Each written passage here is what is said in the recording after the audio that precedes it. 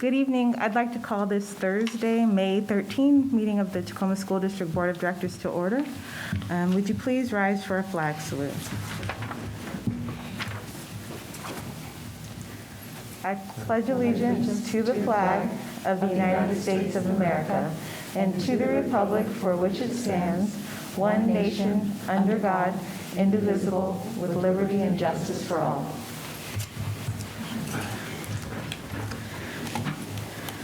Before we begin, I want to start by acknowledging that Tacoma Public Schools acknowledges that we are on the traditional, ancestral, and historical lands of the Puyallup Tribe of Indians.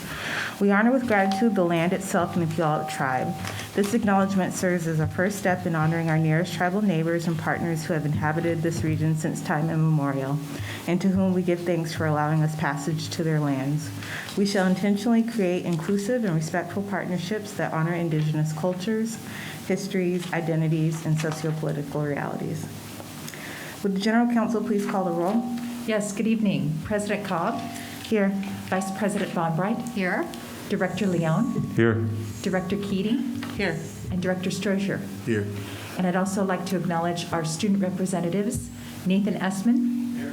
And Indigo Hill. Here. Thank you for joining us.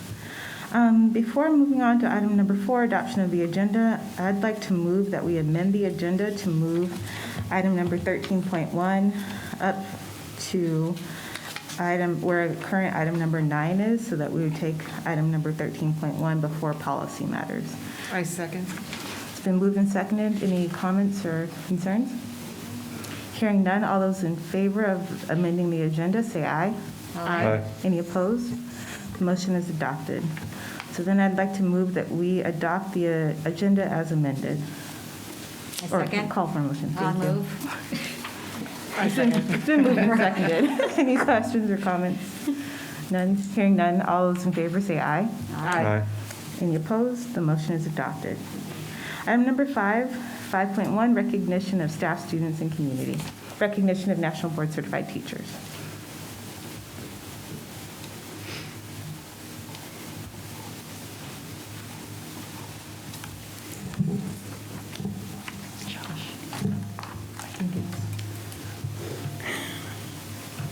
The Deputy Superintendent, on behalf of the Assistant Superintendent of Teaching and Learning, recommends the Board of Directors recognize the district's newest National Board Certified teachers and those who recently renewed. Good evening, President Cobb, members of the board, and our audience that we are so excited to have with us tonight. National Board Certification is a nationally recognized and advanced teaching credential. It complements but does not replace a state teacher's license.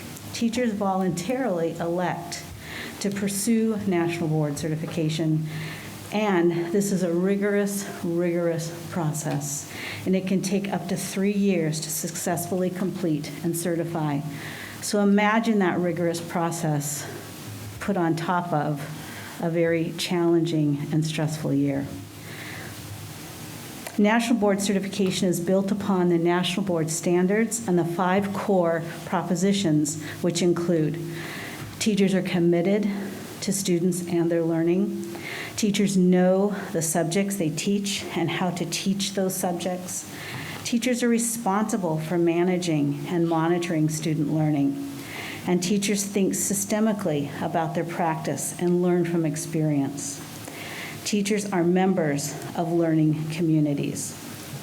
The process to certify is performance-based and evaluated using multiple criteria and measures.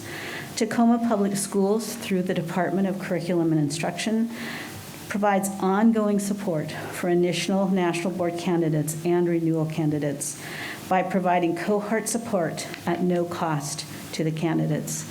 Tonight we have with us our 2 coordinators, supporters, and cheerleaders of the National Board Program who work in the C&I department. I'd like you to recognize Katie Taylor and Michelle Tyson.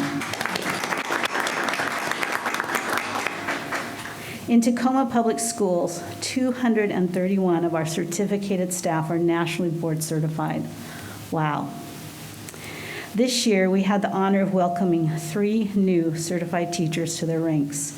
And tonight, we have the privilege of recognizing 2 of these educators who are here in person, who have just received National Board certification. We also have some other educators here tonight who have renewed. So first, I'd like to introduce you to the 2 new National Board certified teachers. First, we have with us tonight Susan Miller.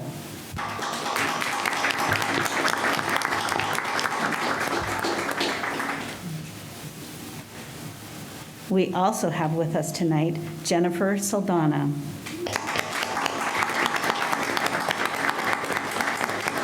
Thank you, Jennifer and Susan, for your undertaking to take on this process to grow in your patience and persevere through this very challenging process. In addition to recognizing newly certificated NBCTs this evening, we're also honoring renewal candidates. These renewal candidates began the renewal process during their 8th or 9th years as NBCTs. This year, we had 7 teachers elect to renew their National Board certification, and 3 of those incredible teachers are here with us tonight. Hannah Pratt,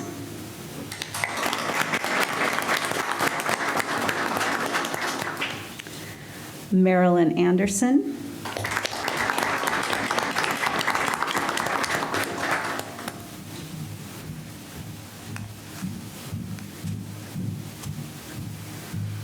the fun part is when you look at their pictures, they submitted their own pictures this year.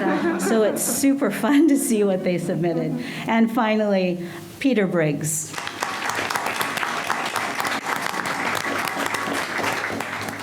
Thank you for your commitment to growing as professionals and to our students.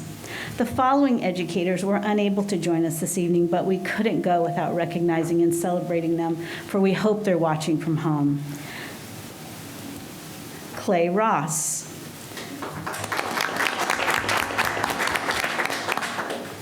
Damon Crump. Mackenzie Flores. Margaret Van Dyke.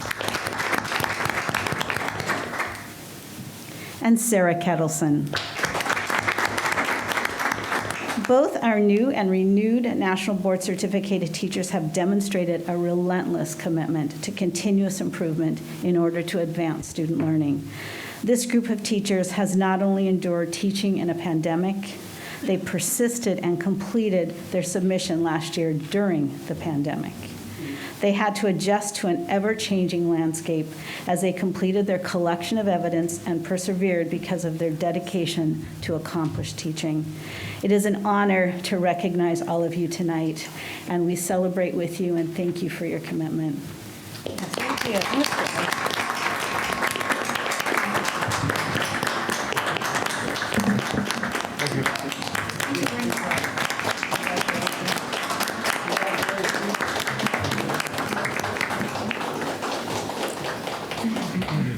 I'll just say that one of the things that I hate about COVID is we don't get to shake hands anymore. We don't get to hug anybody anymore. But I just want to congratulate you all. I've never gone through the National Board certification process, but know many folks who have, and we're in touch with them in the process. So I know it's a lot of work. And then to go back 10 years later to do it again, I know that you probably remember how hard it was the first time. So to get the strength and energy to do it again is something too. So I just want to congratulate you all and thank you for investing so much into your craft, and thank you for the work that you do every day. Thank you.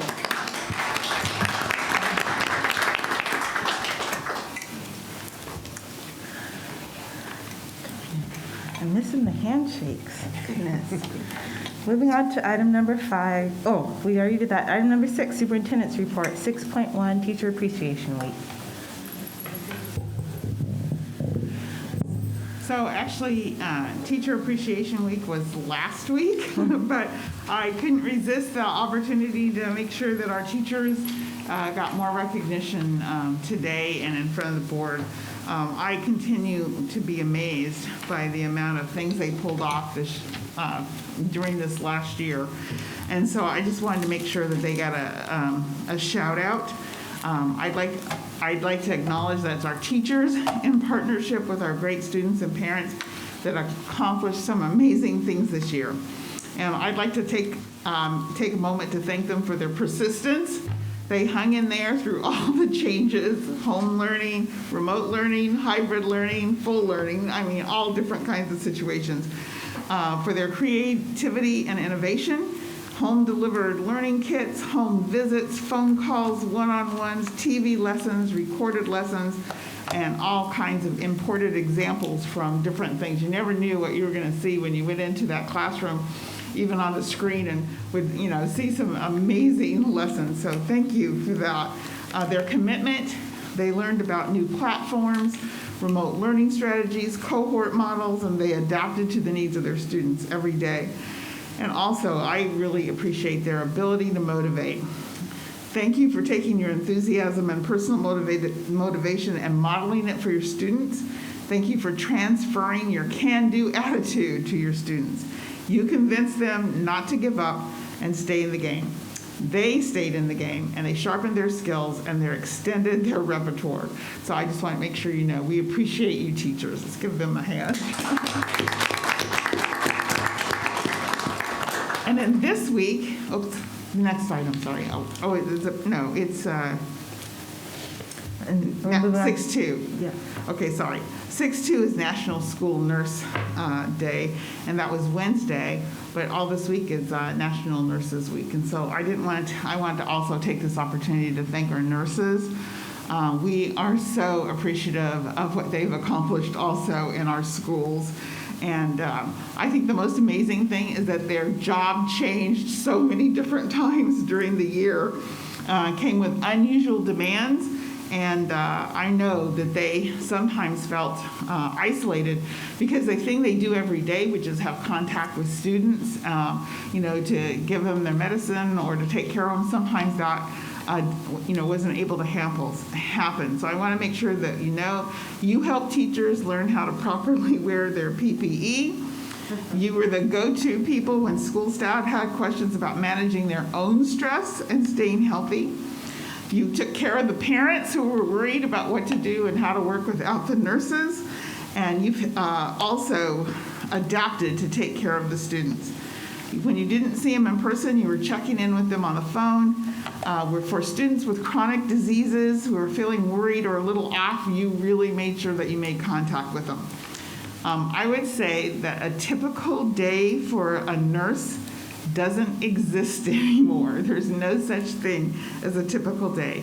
I want them to know that we appreciate and know that they're making a difference on so many levels to the individual health of people and the health of our entire community. So for our frontline responders, thank you so much for the work you're doing.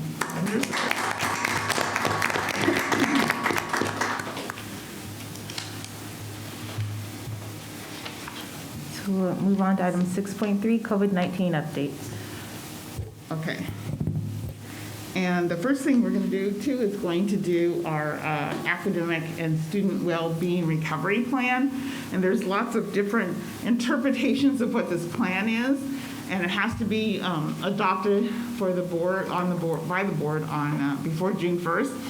But mainly what I want you to know is this is an outline. This is a template. This is a plan for what we're going to do. It doesn't have all the details filled in. That's our job to make sure that we figure out all the different things that go into the plan. We had, most of the things were mandated about what we had to have in those, but we want to share that with our audience tonight. So, Tu? Thank you, Tu.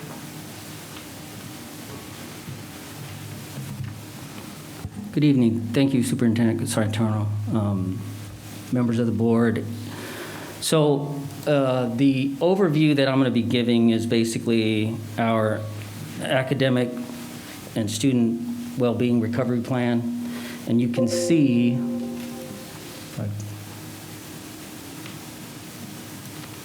next slide. I don't think this is working, Kev. There we go. So the resolution itself, in regards to the summary, Boards have the responsibility to ensure quality and content and extent of its educational programs. And if we look back last year, state of Washington in April, of course, we know 2020 directed schools closed from traditional instruction to prevent COVID. And then with this resolution, we're looking to access, obviously, emergency learning funds. Plans must meet federal requirements. Obviously, OSPI per state developed the template to address these components for the plan. Obviously, the board's going to review approval plan to adopt in accordance to state law. So with that, of course, the accessibility of that and it being posted, and this adoption, of course, with the plan applies to 2021 and then into next year, 21 to 22. Next slide. Okay. So the extent of the overview of the plan, you can see every local education agency needs to collect their information. So basically that's what Superintendent Santorno is talking about. We're collecting all this information to make sure that OSPI has it. Everything from our attestations to our universal supports, diagnostic assessments, student and family voice, supports for students, and then strategic supports for identified student groups. Next slide, please. So included in the plan, these are all the things that are also required. So they're looking at an equity analysis, attestations, description of universal supports, again, the diagnostic assessments that will be ongoing throughout, descriptions of engagements with students and families, how progress is monitored year long, and again, the strategies of intervention. Next slide. So the plan will be driven through the CAP process, which is the Continuous Achievement Plan, which was already in place. So you can see here the core CAP team members. This is something that has already been in place from Deputy Superintendent Dr. Garcia, all the way through everyone that you see there, from directors of elementary schools and Assistant Superintendent of Teaching and Learning and Assistant Superintendent of K-12. Next slide, please. Now, obviously, there are things also in the plan that are connected to subgroups of the CAP team. And here you can see that we have very intentional leaders in the subgroups of the CAP team to address the things that are really driven in the plan. When we talk about social emotional learning, we're talking about equity analysis, and you can see through everyone with the communications to grant managers to all the other areas that will be important to integrate through the process. Next slide. So here are the key elements that we're looking at. So the well-being, obviously, we've been in this pandemic for a year. The resolution that was given in August to reopen, and then now we're looking at the elements to see how everyone has been doing within this year of this pandemic. So diagnostic supports, we do lots with CEE in the Center of Education Effectiveness. There are student COVID impact surveys, obviously district-made classroom-based assessments, and the things that we also assess for WA kids. Student and family voice, which is very important. It's included, not limited, obviously, to the advisory group surveys and conferences, in-person, virtual, which we have been doing and will continue to do. And then the last piece is just the strategic supports for students on review. And this is everybody listed. The analysis of equity, covers a broad spectrum, and those identified areas will be also addressed. Last plan. Or last slide.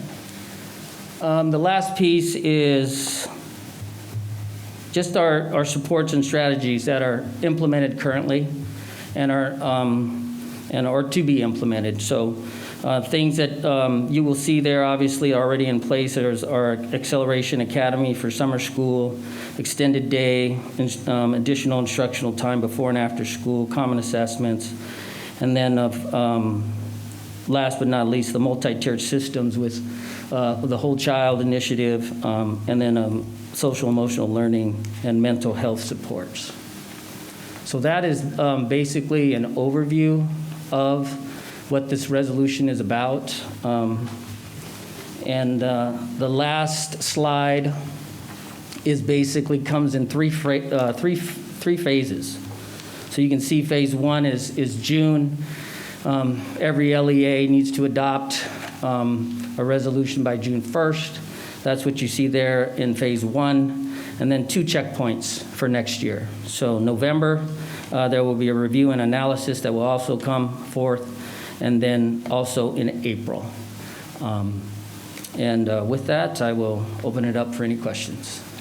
Thank you for the presentation.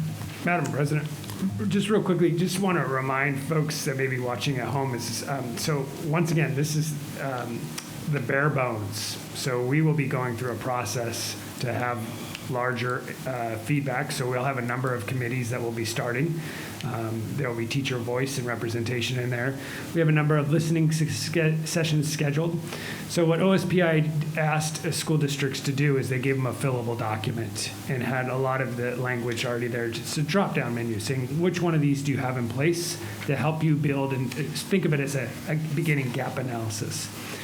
And so as Dr. Ament has mentioned, if you get into the weeds of phase 2, which is then, it gives school districts a lot of time to actually develop their plan more fully, develop their plans, and then make adjustments. It's not to say that this is a stagnant process.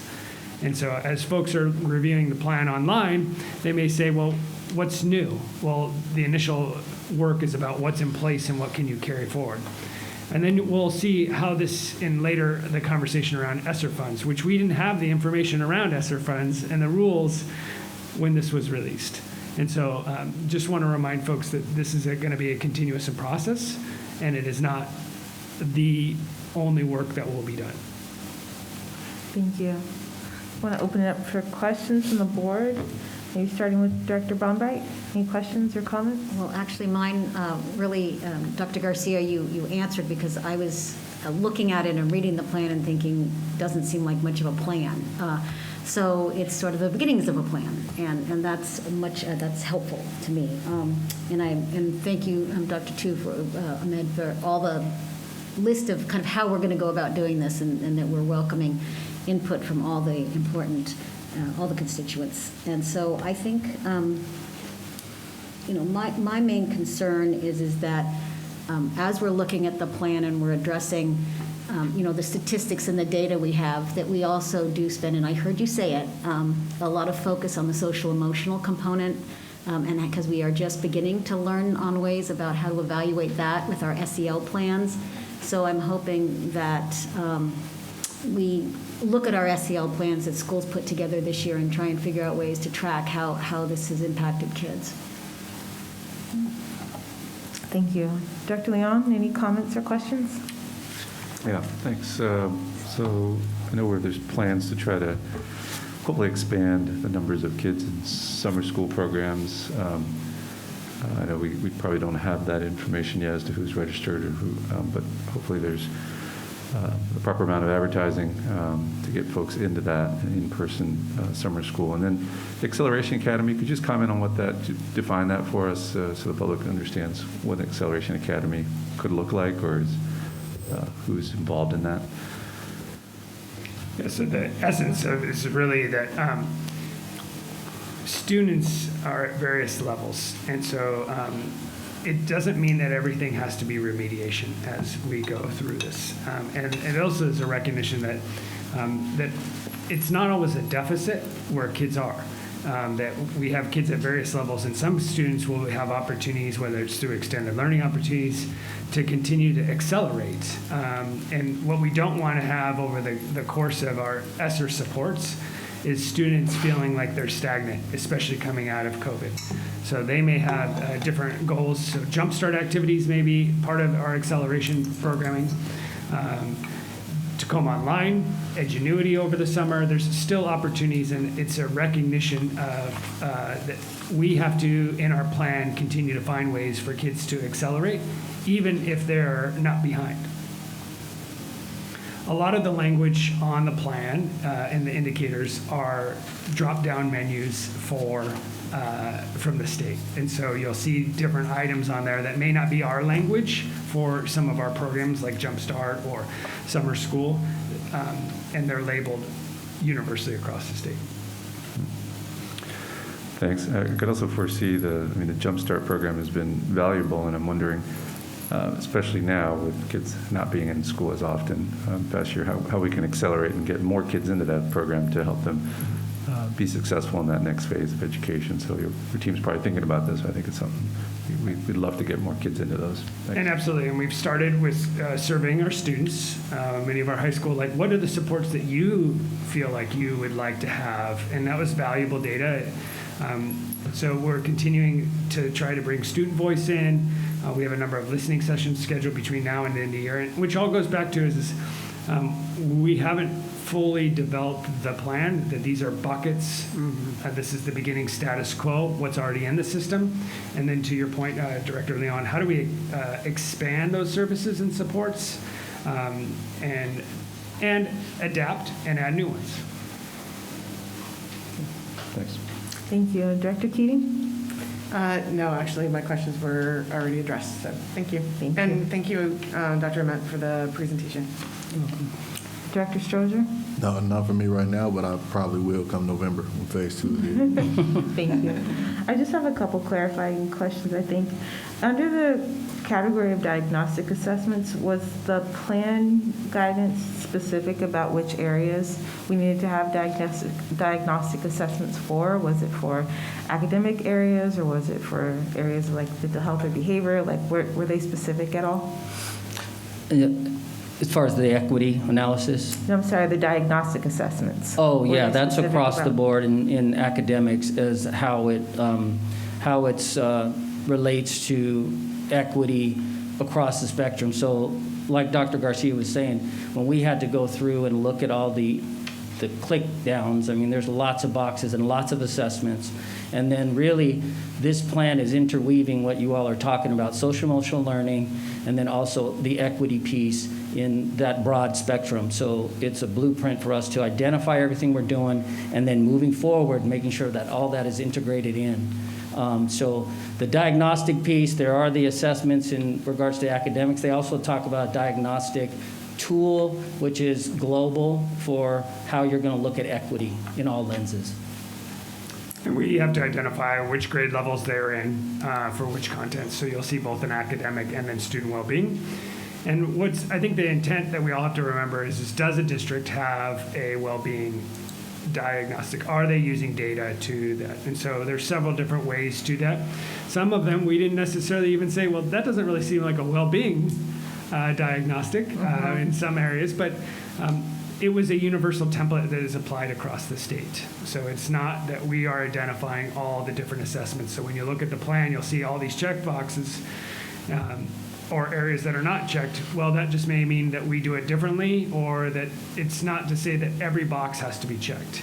The intent of the state and OSPI is to say, district, do you have a diagnostic in these areas? How are you thinking about that and using that to improve? Get your children where they are.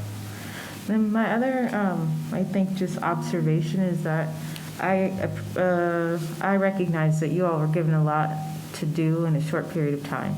And I think all districts across the state were, so that I understand and that this is just a framework, and it totally makes sense given the time frame. But I think it's really, we're in a really good position to start this work because of what you said about us anchoring in the CAP process. a lot of what it feels like to me is reflected in our CAP process about using the data to understand where the greatest needs are, to target supports to students, and to progress monitor. A lot of those terms are reflected here around progress monitoring, around diagnostics, around equity. So even though they've spit this language out to us in kind of a form that doesn't completely jive with how we talk about things, and maybe how I would have ordered these things to make sense of it. I'm sure this is the order they were on the plan. Like, why is attestation of the plan is posted? Like, so I think that what I'm trying to say is that if we are able to talk about this in the context of the structures that we already have built, I think we would see that we're in a really good starting point to leverage our existing structure and that CAP mindset and that CAP process to apply to this different context. But I think all that to say, even though we just have a frame right now, it feels like we're in a good place,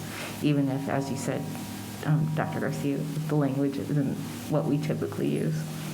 And it's a great opportunity to anchor our Esser resources, which are community resources, right? These are not resources to just, they're very intended even in the Esser language. And so this is really an opportunity to say, what's your plan? And then how are you supporting those in the plan? Yeah. And so if it's not in the plan, then our intent should not be to use resources that are not in that plan. And so there's some interpretation there and flexibility, but we'll be driving those resources with that plan. Yeah, it feels like ultimately the intent is we've gotten resources to use to figure out what kind of support students and staff and faculty need and to get it to them. So if we just stick there, it feels a lot more easy to digest. Superintendent Santorno? I think also what's, so aligned with the process that we have is that, it matches the goals of our strategic plan and allows us to, and then the other thing is that the accountability arm of this, the Esser Funds is so, it's going to hold us accountable. And so we've got a great structure already in place so that we can make sure that, as we're spending Esser monies to align with, what our COVID limits caused and those, it's just easy to follow that line all the way through. So I do agree with you that we have an advantage. I'm sorry to go on. Just one more comment on the same vein about just this language is a little bit, like unpacking it a bit, like this bullet on slide 4 about description of universal supports. I understand that to be like tier 1 supports, and the biggest tier 1 support is high quality classroom instruction.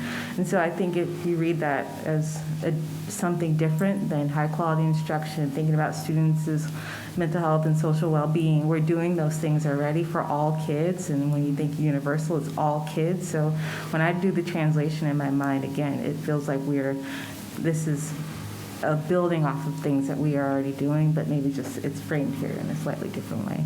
So thinking through universal support, how can we keep kids engaged through the summer? High quality instruction, supporting their whole mental health needs, supporting their social emotional needs. That's what I think of there and doing the translation. So I'm just saying these things for partly my own sense making, but also so that we can break this down a little bit differently for members of the public and the community. Director Lamb? You may be getting to this, but I would like to hear if the students have any comments or questions on this. If student reps, Yeah. is there time for that? I think so, but maybe wrap it into their comments later at the end of the meeting, just because we've got so many people. I don't want us to pause to do the wipe down, but please hold on to your comments for this section. We'll definitely come to you. Thanks, Director Lamb. Any additional comments on this item? Thank you for the presentation. Thank you. So we will move on to any further comments from Superintendent Santorno, Deputy Superintendent Garcia before shifting? No. Okay, thank you. Moving on to item number 7, members of the public wishing to address the board. What, 6.3? No. Oh, We sorry. skipped over just, Thank you. Item 6.3, Esser Elementary and Secondary Emergency I'm Relief. sorry, that was my fault. We've talked so much about Esser that I was thinking about we were done, but That was my thanks. fault, thank you. so 6.3B, just for those that are watching too, is this is a resolution that we will be bringing back to you. So this gives you a chance to preview that. So we don't need to discuss it tonight, but that's why that is there in context. You will be adopting you'll have the opportunity to adopt, if you choose to, the resolution that would give us the authority to submit the plan.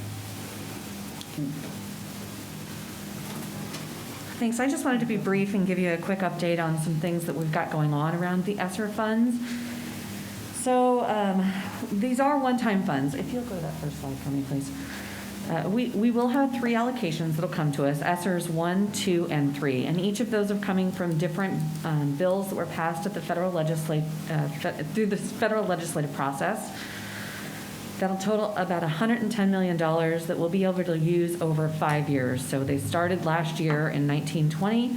We're using them currently, and we'll have 3 more years to use them. I know that sounds like a lot of money when you hear that just in one breath, but you have to know that these are one-time funds. This is not money that we will get over and over again. This is a one-time allocation. Kevin, can we advance the slides, please? Thank you. Thanks. We received these funds, or this significant level of funds, because it is a high poverty district. And so the federal government was attempting to align those resources to where the greatest needs and disparities were really at. It's really meant to address new needs for the district.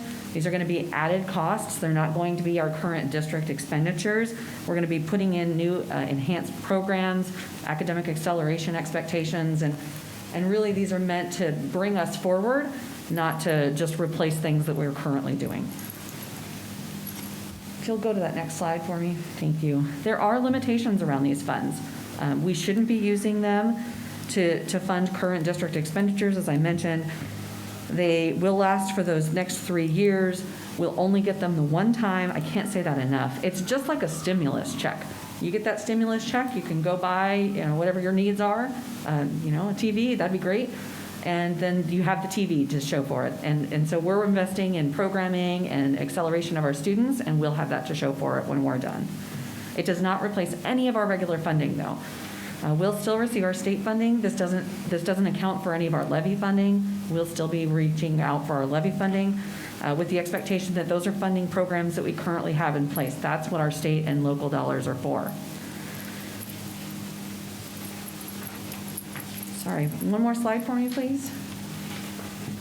We're really excited about this money. This is a great adventure and opportunity for us. It's kind of like a unicorn. We're looking at this magical pot of money. We're going to do great things, very exciting, and then eventually that unicorn is going to disappear. We do want to make sure that these are community funds, as Dr. Garcia said.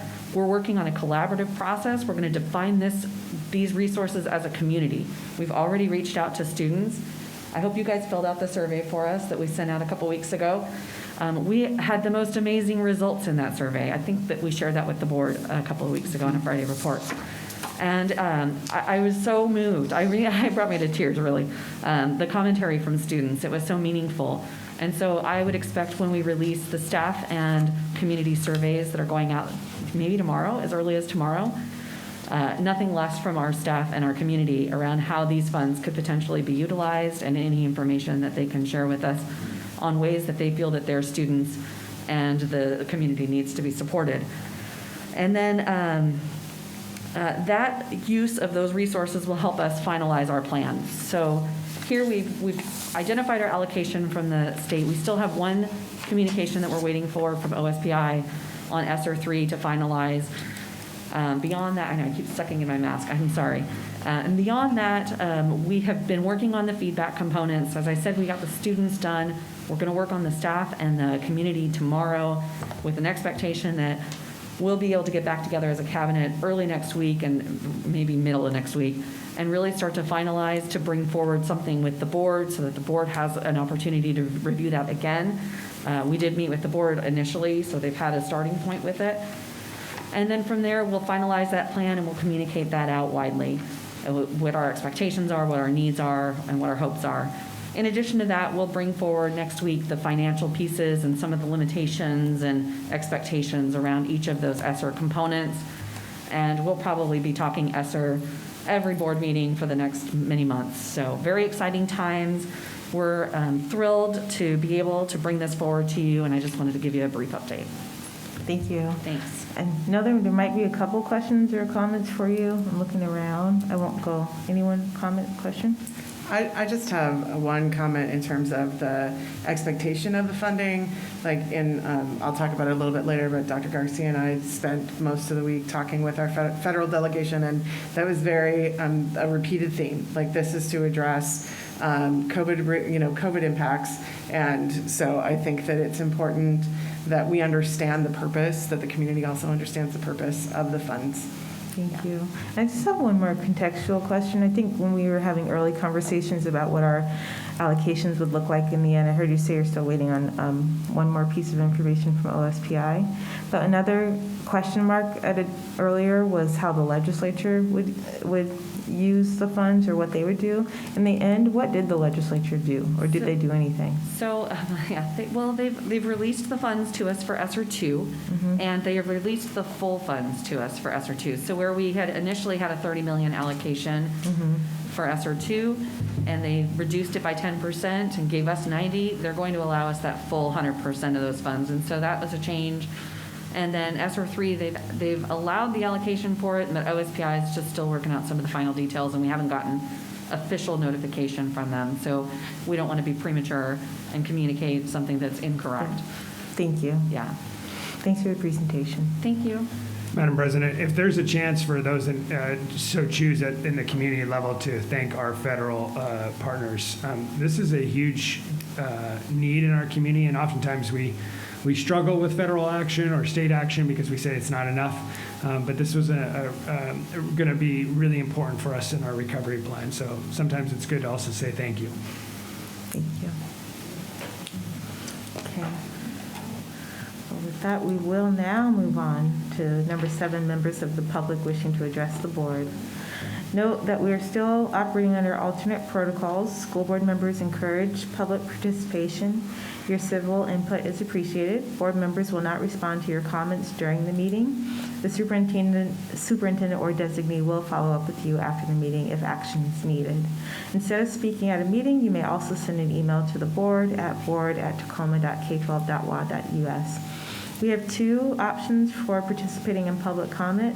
One is to provide comment in person at our open meetings like this. If you'd like to do so, you need to register in advance. And you also have the option to submit written comment, and that too is submitted in advance so that the board has a chance to read it in connection to this meeting. So I think we have one person here to speak tonight. Just as a reminder, you'll have up to 3 minutes to share your comments. And if there are large numbers of speakers, sometimes we will limit that to 2 minutes, but it's just one person tonight. So you'll have the full 3 minutes, and you'll get a warning at the point where you've used 2 minutes of your time. So you'll hear a ding at 2 minutes. Superintendent Santorno? So we have 2 written public comments that were submitted. The first one is from Celesta Smith. She is a TPS and certified K-12 mindfulness educator. Her comment is regarding social emotional well-being of elementary students. Our second written public comment is from Amanda Calverley regarding concerns on promoting from within. And our one speaker that's here to speak with us today is Kimi Irene Ginn from Vibrant Schools. Thank you.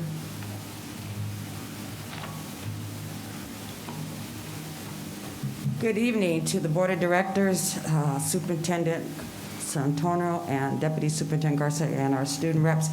I am Kimi Irene Ginn, Director of Vibrant Schools, and I'll be brief because I know you have a very long agenda today, but I just wanted to make comment on the renaming of Jason Lee Middle School.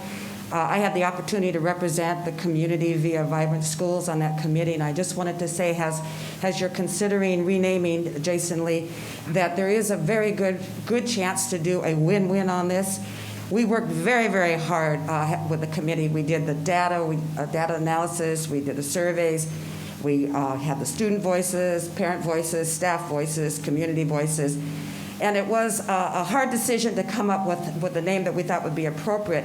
But I do believe that we need to be respectful of the Native American culture, and I think there's a great opportunity for a win-win to name the school the Hilltop Heritage Middle School, but incorporate the Shikaji, which is the Native American term for on top of the hill. And I think it would be very appropriate that we incorporate that into the school building. For example, we could rename the auditorium As students enter the building, we could put the Shakaji welcoming so that we know that the Native American culture is incorporated with this name change. And I just wanted to say that as a committee member, we really did work hard to make sure that we came up with a win-win situation in renaming Jason Lee. I am a proud member of the Hilltop community. I grew up on the Hilltop. I know the rich heritage and history of the Hilltop, and that's important as we rename the school and make sure it's renamed with the proper heritage, culture, rightness, because having it be in Jason Lee for a truly a gentleman, I wouldn't say gentleman, a person, a male, that we were carrying that name for the kinds of racist practices that he exemplifies would merit the fact that we do need to change the name. So I encourage all the board of directors to give some serious consideration to do a blending and make sure that we honor the Native American culture as well as the heritage and the culture of the Hilltop neighborhood. Thank you. That's our only speaker. Thank you. Thank you. So we'll move on to item number 8, consent agenda. Is there a motion to adopt the consent agenda? I motion to adopt. Is there a second? Second. It's been moved and seconded. Any questions or comments about the consent agenda? Seeing none, all those in favor of adopting say aye. Aye. Any opposed? The motion is adopted. So we will skip to item number 13.1 in line with our amended agenda, or item number 13, other business, and we'll go to 13.1, discussion of the superintendent's recommendation to rename Jason Lee Middle School pursuant to policy 6970. The superintendent recommends that the board of directors discuss her recommendation to rename Jason Lee Middle School to Hilltop Heritage High School effective July 1st, 2021, and to note this matter for action pursuant to policy 6970 at a future board meeting.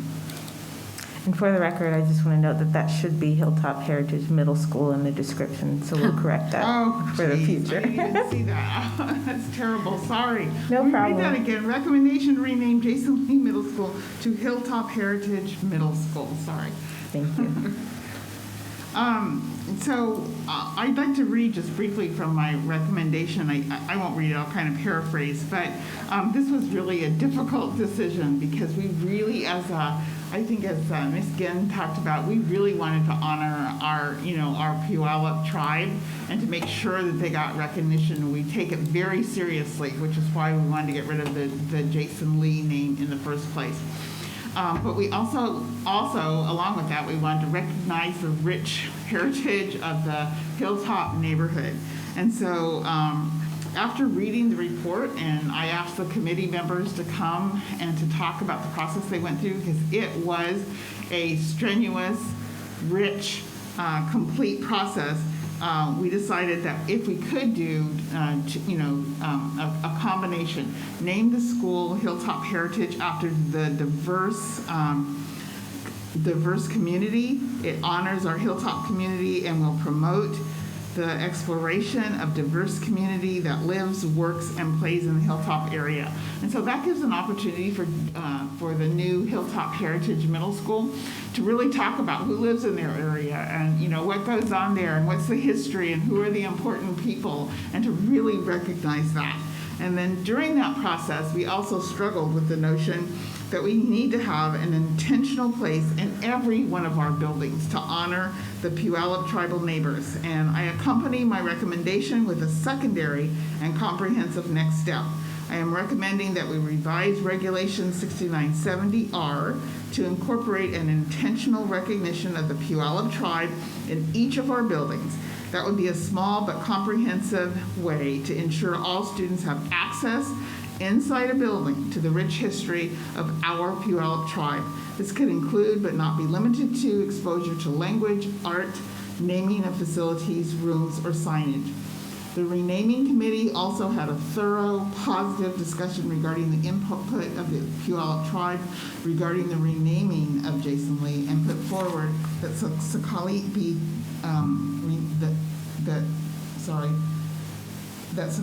considered as a name of Jason Lee. We appreciate the tribe's participation in that renaming, so we want to explore further authentic efforts to connect the Hilltop Heritage Middle School with the language, culture, and traditions of the Puyallup tribe. And additionally, the district would like to partner with the Puyallup tribe to explore ways to incorporate the Sakai translated into Muckleshoot languages up on top or high on top into the branding of the Hilltop Heritage Middle School regalia. So I asked Mr. Michael Knuckles to come and address the board. He and Kim Messer-Smith actually ran the committee. So if Michael, if you could come up and talk, and we'll have Kim. Thank you, Kim. Good evening to President Cobbs, distinguished members of the board, and the audience members that are here tonight. You heard Kimmy talk about the grueling process that we went through with this whole Jason renaming committee, but let me tell you, out of that came a very bonding experience.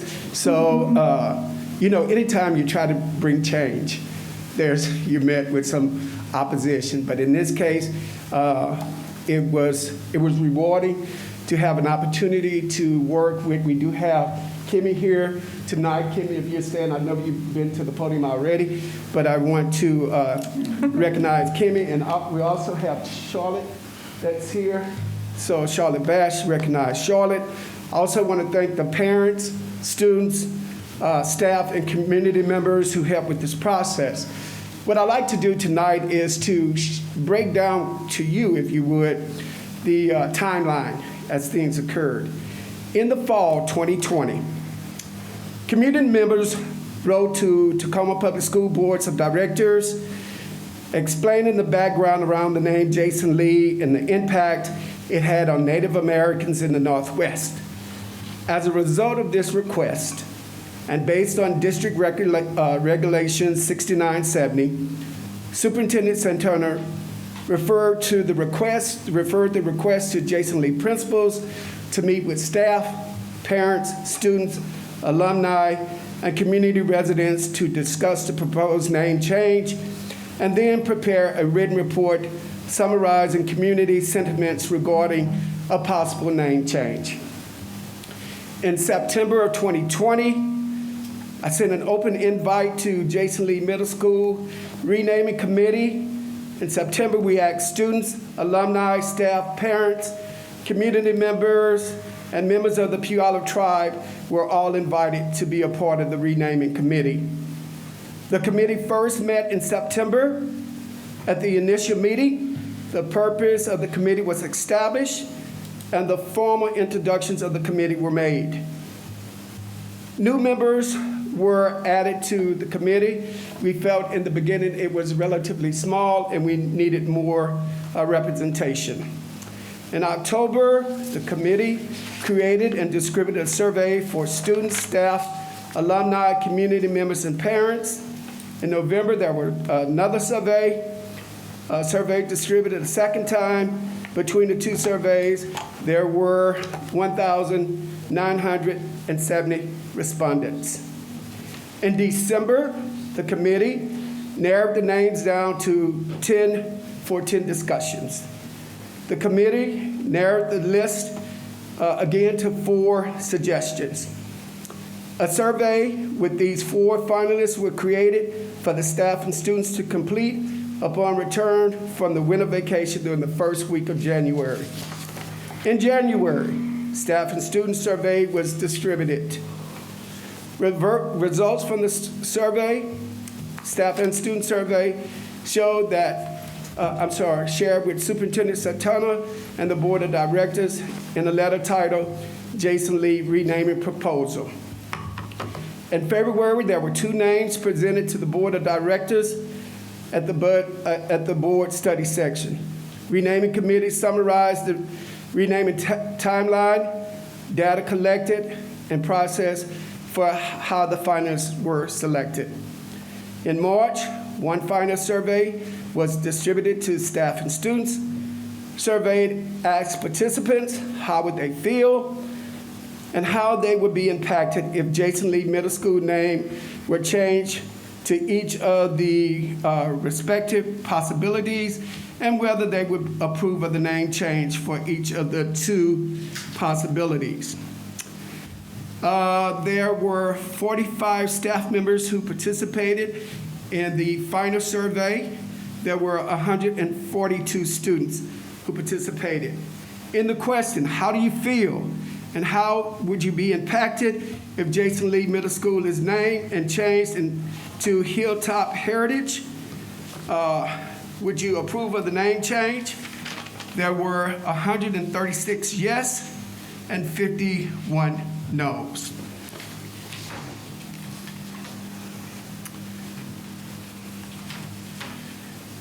How would you feel and how would you be impacted if Jason Lee Middle School name was changed to College Middle School? Would you approve of the name change if it were College Middle School? There were 98 yes and 89 no's. It was a grueling process, as you heard Superintendent Santana said. I'd like to, at this time, to bring up my co-partner, Kim, and if you would share in this process. Thank you. I don't have many words to say. I was here as a support and a facilitator. You know, I just make my way through the middle schools of Tacoma.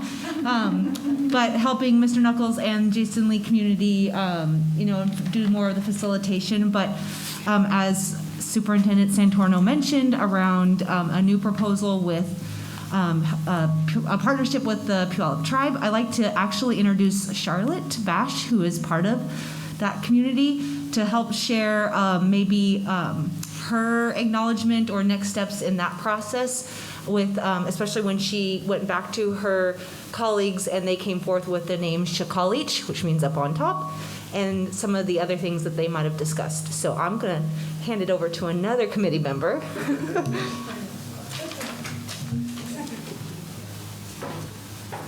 Hat Slachel Twagulapu, Charlotte Bash Seedsta, Puyalapabshed, Uyayished Twaltila Lulb, Adi Atich Puyalapabs. Good day, everyone. My name is Charlotte Bash. I'm a Puyallup tribal member. I'm also class at Nehalem. I work for the tribe's Historic Preservation Department as a Historic Education Coordinator. Thank you for allowing me to be here and speak a little bit about this process. I don't have much to add. I did want to share that I was asked to be on the committee to represent the Puyallup tribe when we had, as you guys saw, I think in previous board meetings, overwhelming support to incorporate tribal history or acknowledge tribal history in the renaming of the school. I immediately went back to my colleagues and fellow tribal members at the tribe and met with our culture director, our language director, and our historic preservation director. From those discussions, we wanted to acknowledge the Hilltop community, which Native people have been a part of, obviously for centuries and even in modern day. But we also wanted to recognize the geographical features, so we acknowledged and recommended Shakalich, which means up on top, to both recognize tribal history and relationship to the land, but also the Hilltop heritage or Hilltop community and heritage of that place. I will say that in the most recent round of surveys, it was really interesting to see some of the, not necessarily opposition, but discomfort with the word Shakalich, and something that we really went back and forth with in our committee was a lot of the reasoning behind this opposition or discomfort was because the word sounded funny. We have some direct quotes from participants in the survey that said, it sounds weird, it's hard to say. And I just wanted, something we talked about is that yes, it does sound funny. And the reason it does feel funny, sound funny, is because of people like Jason Lee, who actively, purposefully, institutionally stripped that language from this land, from the people who have called it home. And so as a tribal representative and committee member, I wanted to bring that up to share that to me, those responses, I see them, I hear them, but they're, I think, a perfect example of how much work we still have to do to educate our community on the tribal history, which is not just tribal history, it's our communal Tacoman history as well. And so I will say that I honor and I respect the recommendation for Hilltop Heritage. but only because the tribe doesn't see this as just one opportunity to partner together and to lift up that history and educate our community together. So if the board moves forward with that, I think the tribe supports that, but knowing that there's a lot of work to do, and we will be a part of that. So thank you for the time. Thank you. Thank you.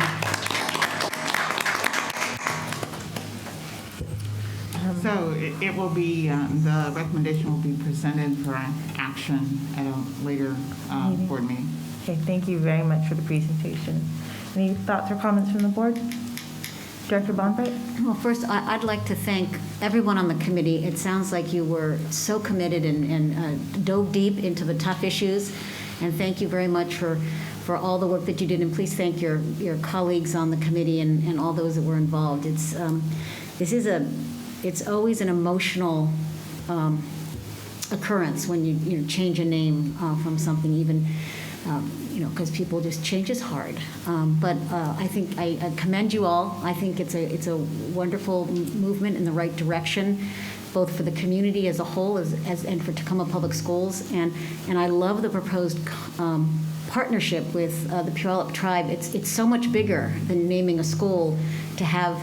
In my mind, to have a piece of the tribal essence in every single school. And it'll be different for each school because each school has a different personality. And so I think it's actually wonderful. And Charlotte, thank you for coming up and talking about that. And I'm hoping you'll stay engaged and involved as we start thinking about how to work with each school community to figure out what it is that's the best match with the tribe and how to accentuate that history and that connectedness we have with the Puyallup tribe.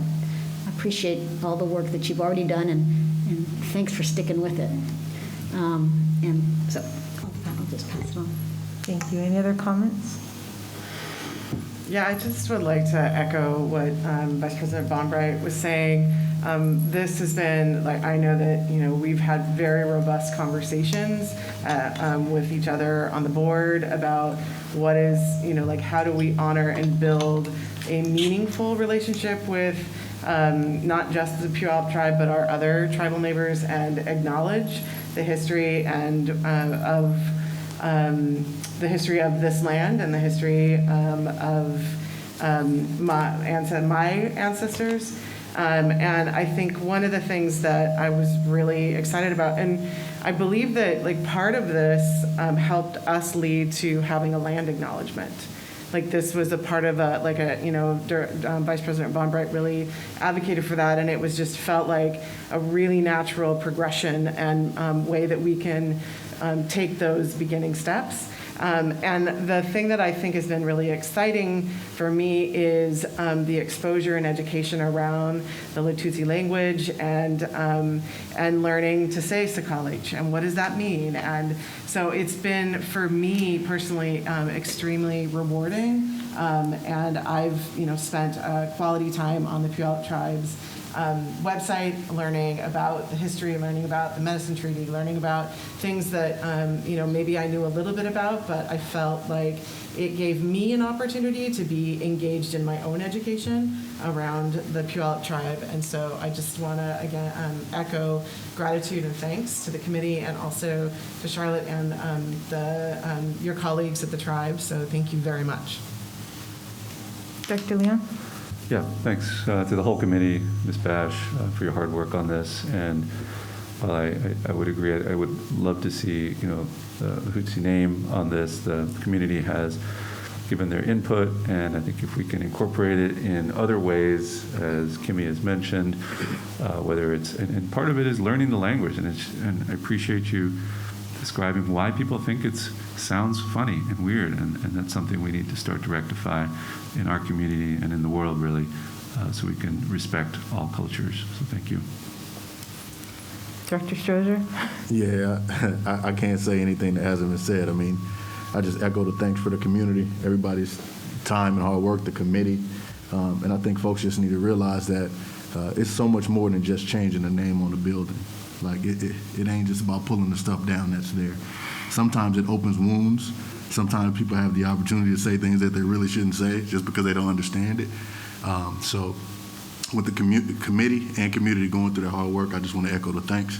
And, we have a lot more work to do, but this is definitely a step in the right direction. So, thank you. Yeah, I just echo all the comments that have already been shared. And I just want to acknowledge that in the school board world, there are a few things that just are notorious.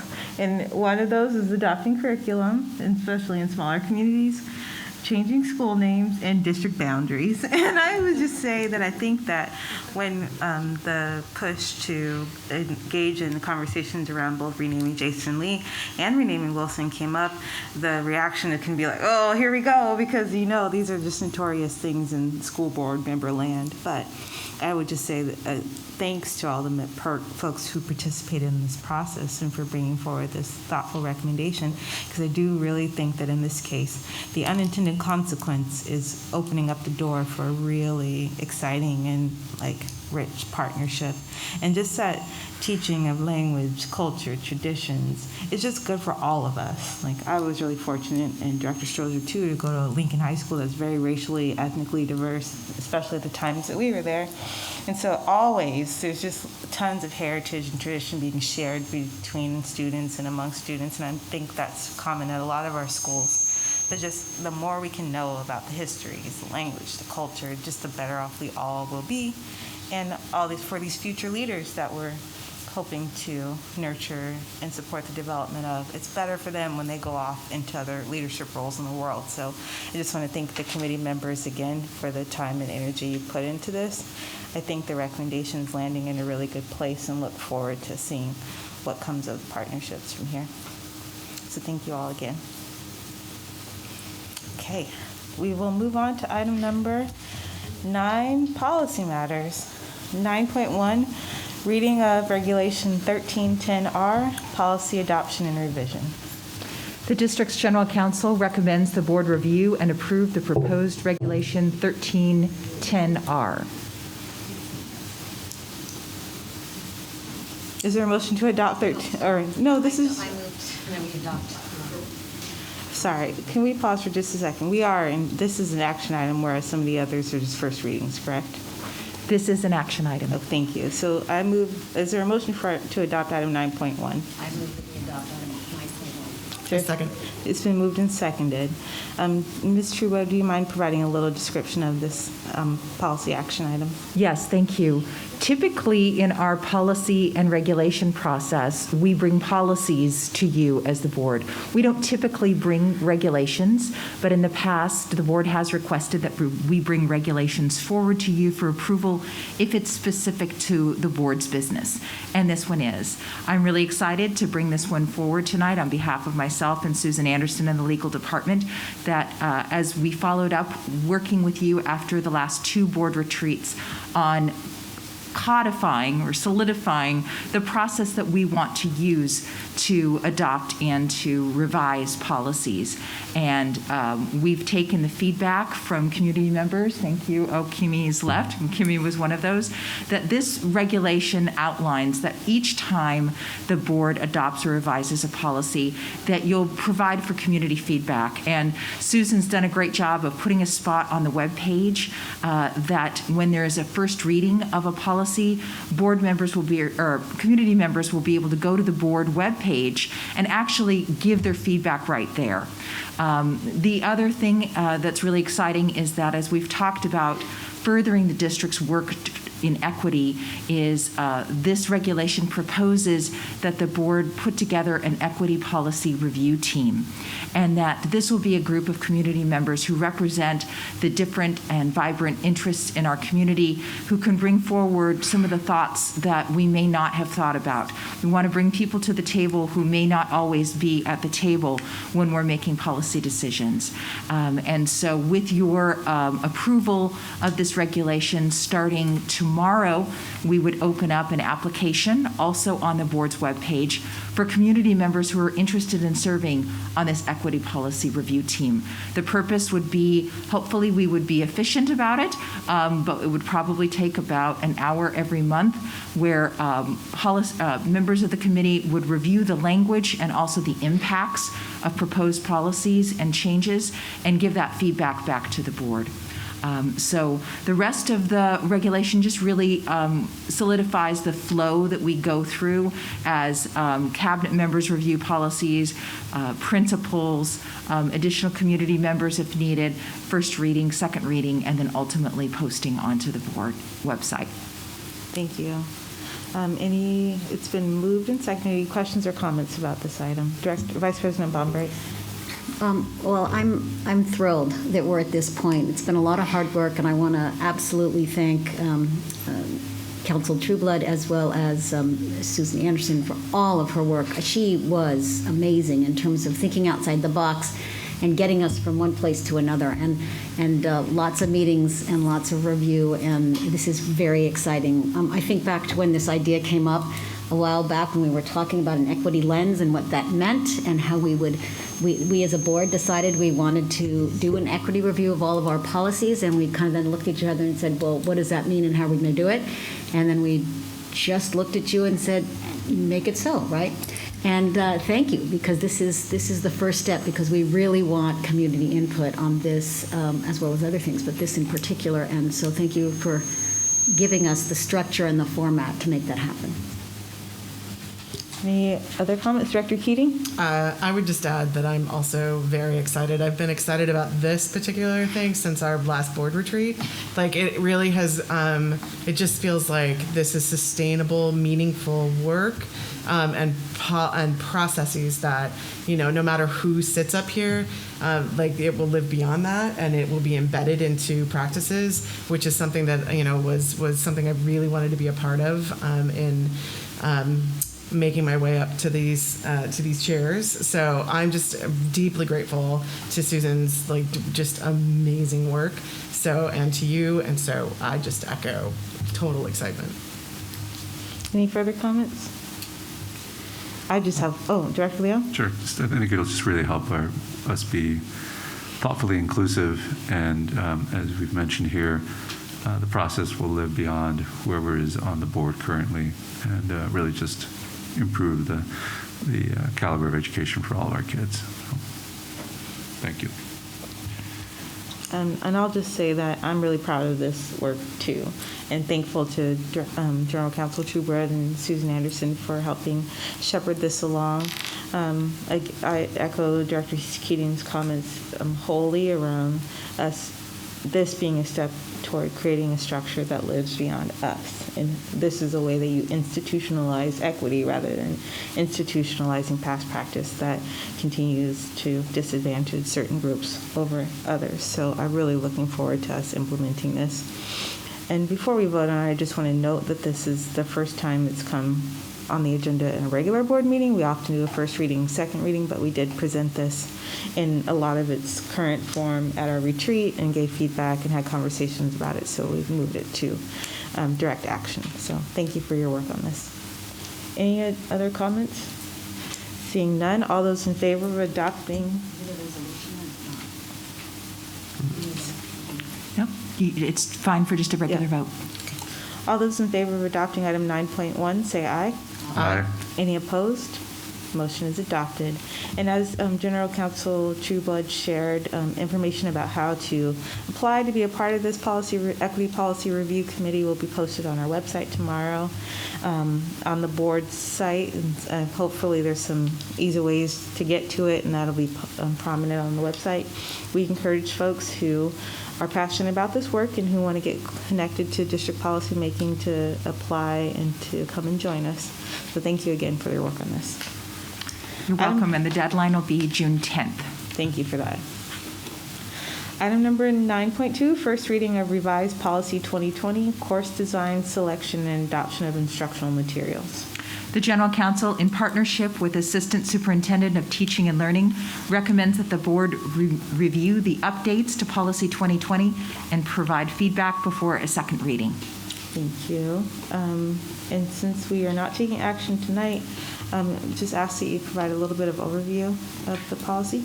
Yes, I'll turn it over to Assistant Superintendent of Teaching and Learning, Marie Verhaar. Good evening again.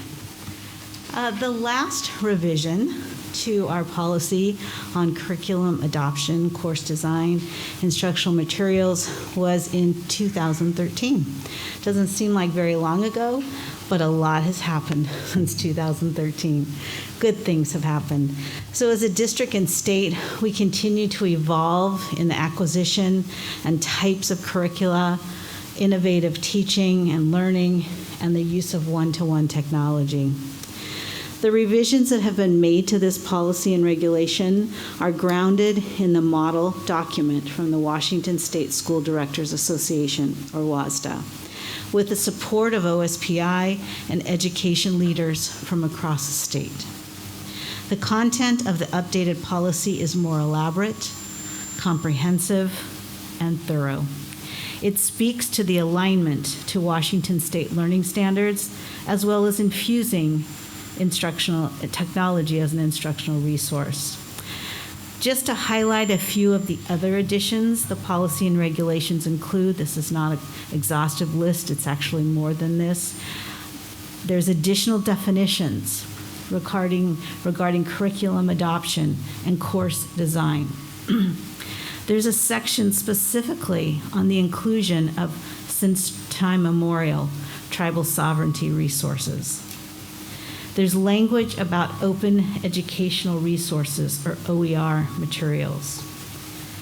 There is a technology-based resource section, including hardware integration, compliance expectations, and integration with the learning management system, which we know as Schoology in Tacoma. There's a chart that details the roles of various stakeholders, including the District Content Design Committee, or what we know as the DCDC, and the Instructional Materials Committee, the IMC. These are also part of the 2013 version as well. There is more specific language about curriculum being free of stereotyping, gender, race, class, and other forms of bias. There is an expectation in the regulation about the use of the Washington models for evaluation of bias content instructional materials. There's a more detailed process for protesting regarding curriculum being used. There is also a more defined section on citizens' access to view core materials. The timing couldn't be better for the revision to this policy, with the pending adoption of the new social studies curriculum, moving to one-to-one technology for all K-12 students, and the prominence and focus on culturally responsive teaching practices.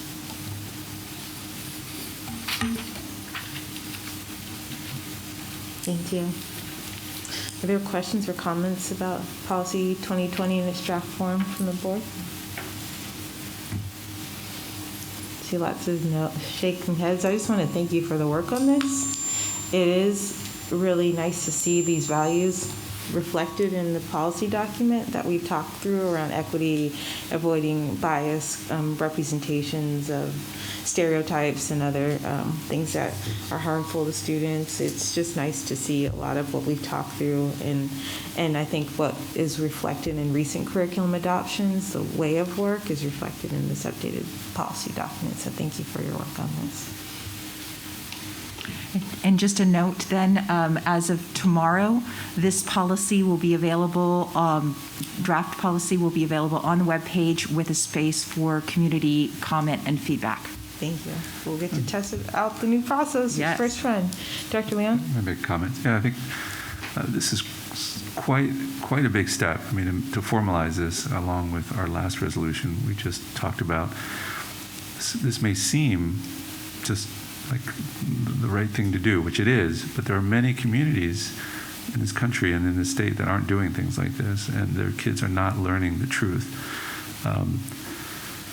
I've got personal history in this, in that my father was partly driven out of Peru because he wouldn't teach the lies that the government wanted him to teach as a teacher.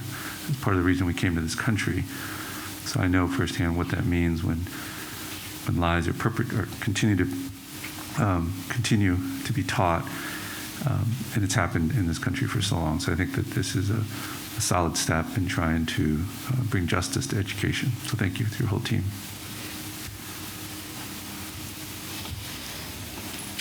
Thank you. This is big. I think it feels very important. I think we all are kind of feeling this tonight. Like, it's big because policymaking is core to our roles and our responsibilities. So I think with these last two items, we've taken really good steps forward, and it's just all good things. So thank you for your work on this. Item number 9.3, first reading of revised policy 2022, electronic resource and internet safety.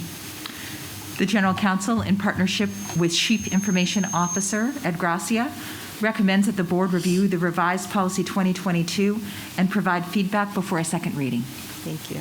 Is there a motion to adopt item 9.3? I motion to adopt. Sorry, I take that back. This is a first reading again. Sorry about that. Yes, no worries. And if you're feeling excited about policy work tonight, wait until you hear about this one, because I can't find another policy in the state of Washington like this one. So I'll turn it over to my friend Ed. No pressure. Well, good evening.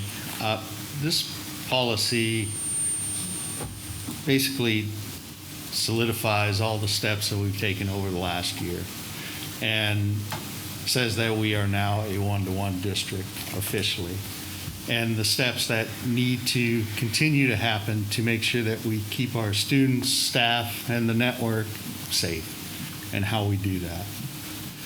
So we became one-to-one around Christmas time, and we will continue this year to update staff laptops, and we will keep the student laptops up to date.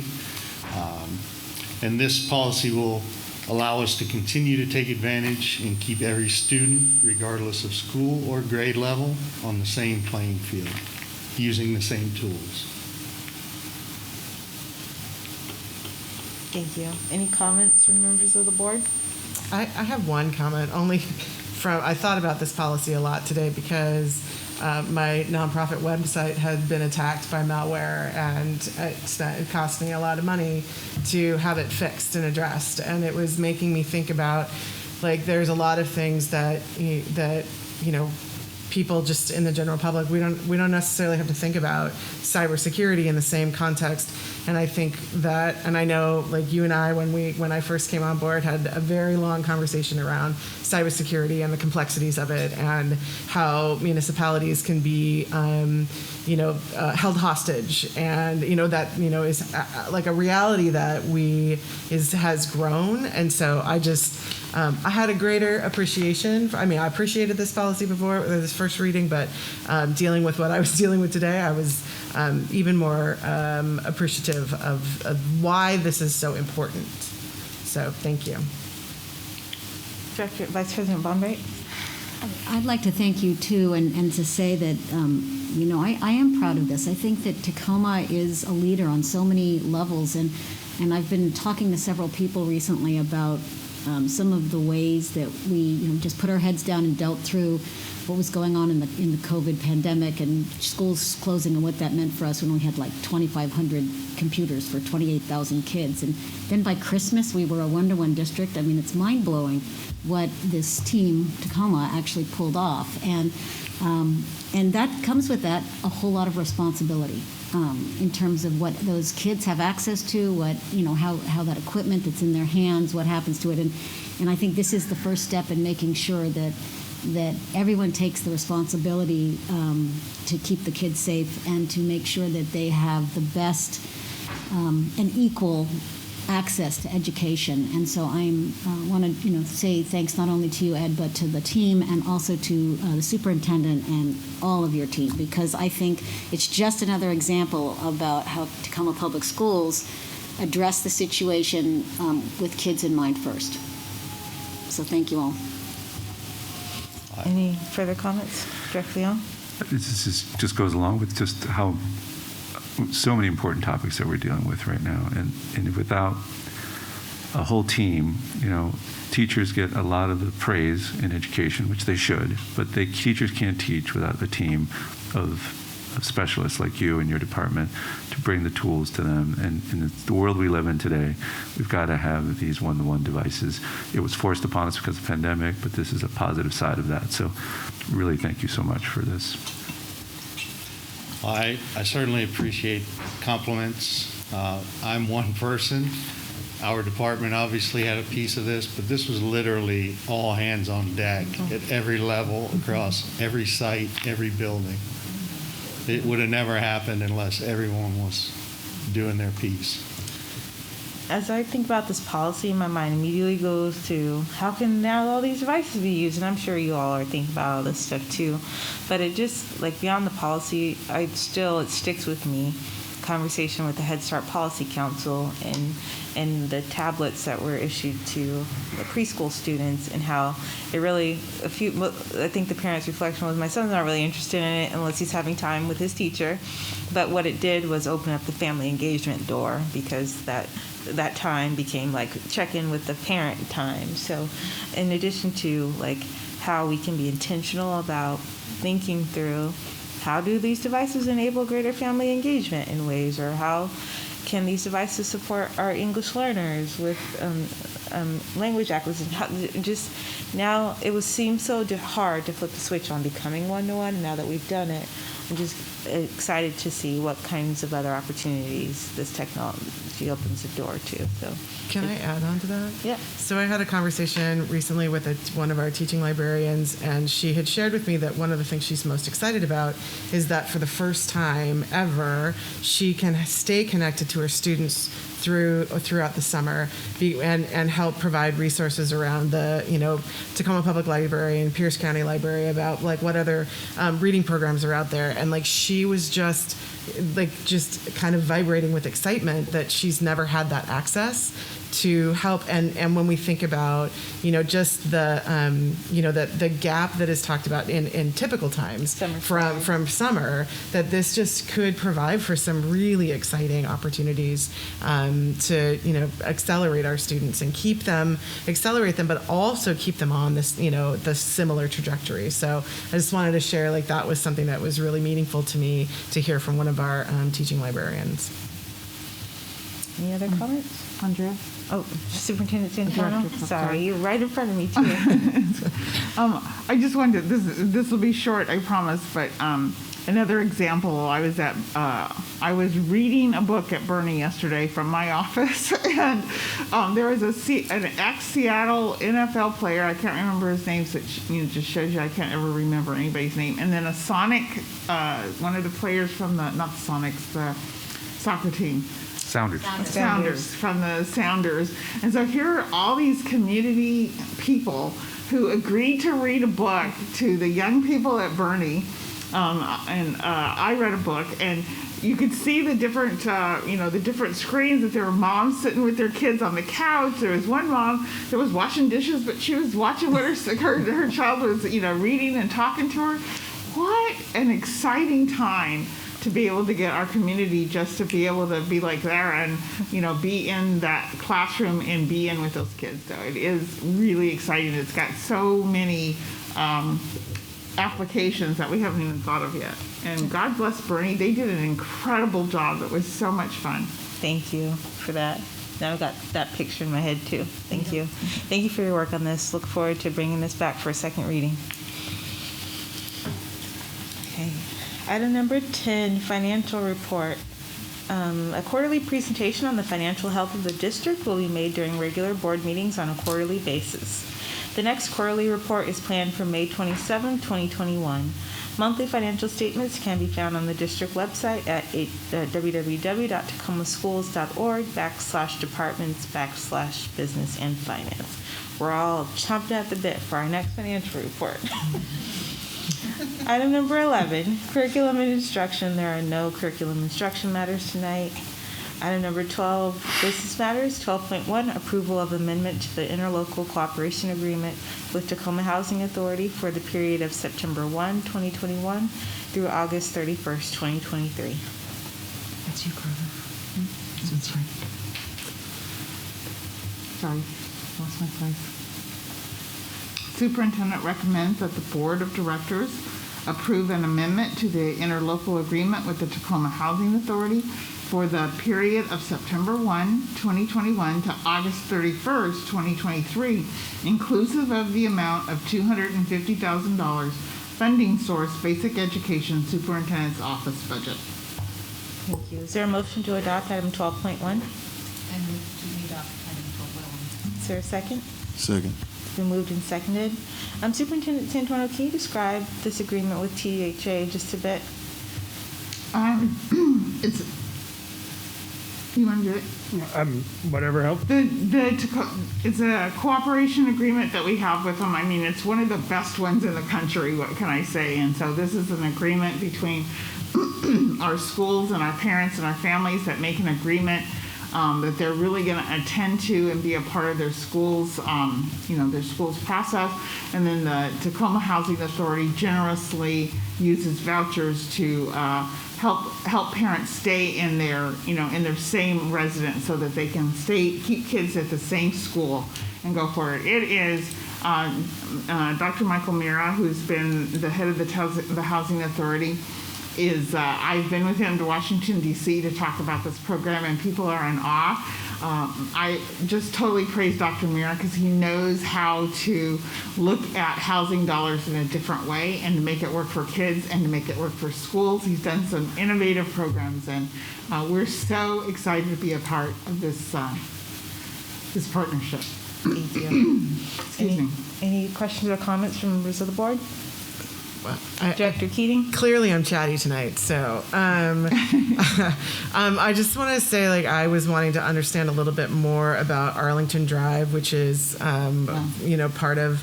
And I got to spend an hour on the phone with Michael Mira, and it was the first time that I had a one-on-one conversation, and his ability, his talent, and I know he's just recently announced his retirement, which seems to be in the water.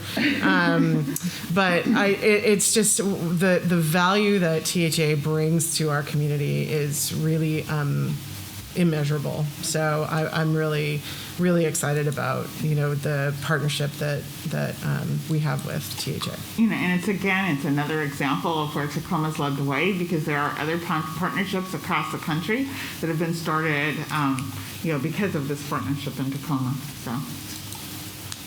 Any further, Director Leon? I just think the importance of keeping McKinney-Vento or kids housed is so critical to their education, and we all know that. But it's a hard thing to do without these partnerships and great leadership from Tacoma Housing Authority and your team. So thank you for giving these kids a good chance at education with housing.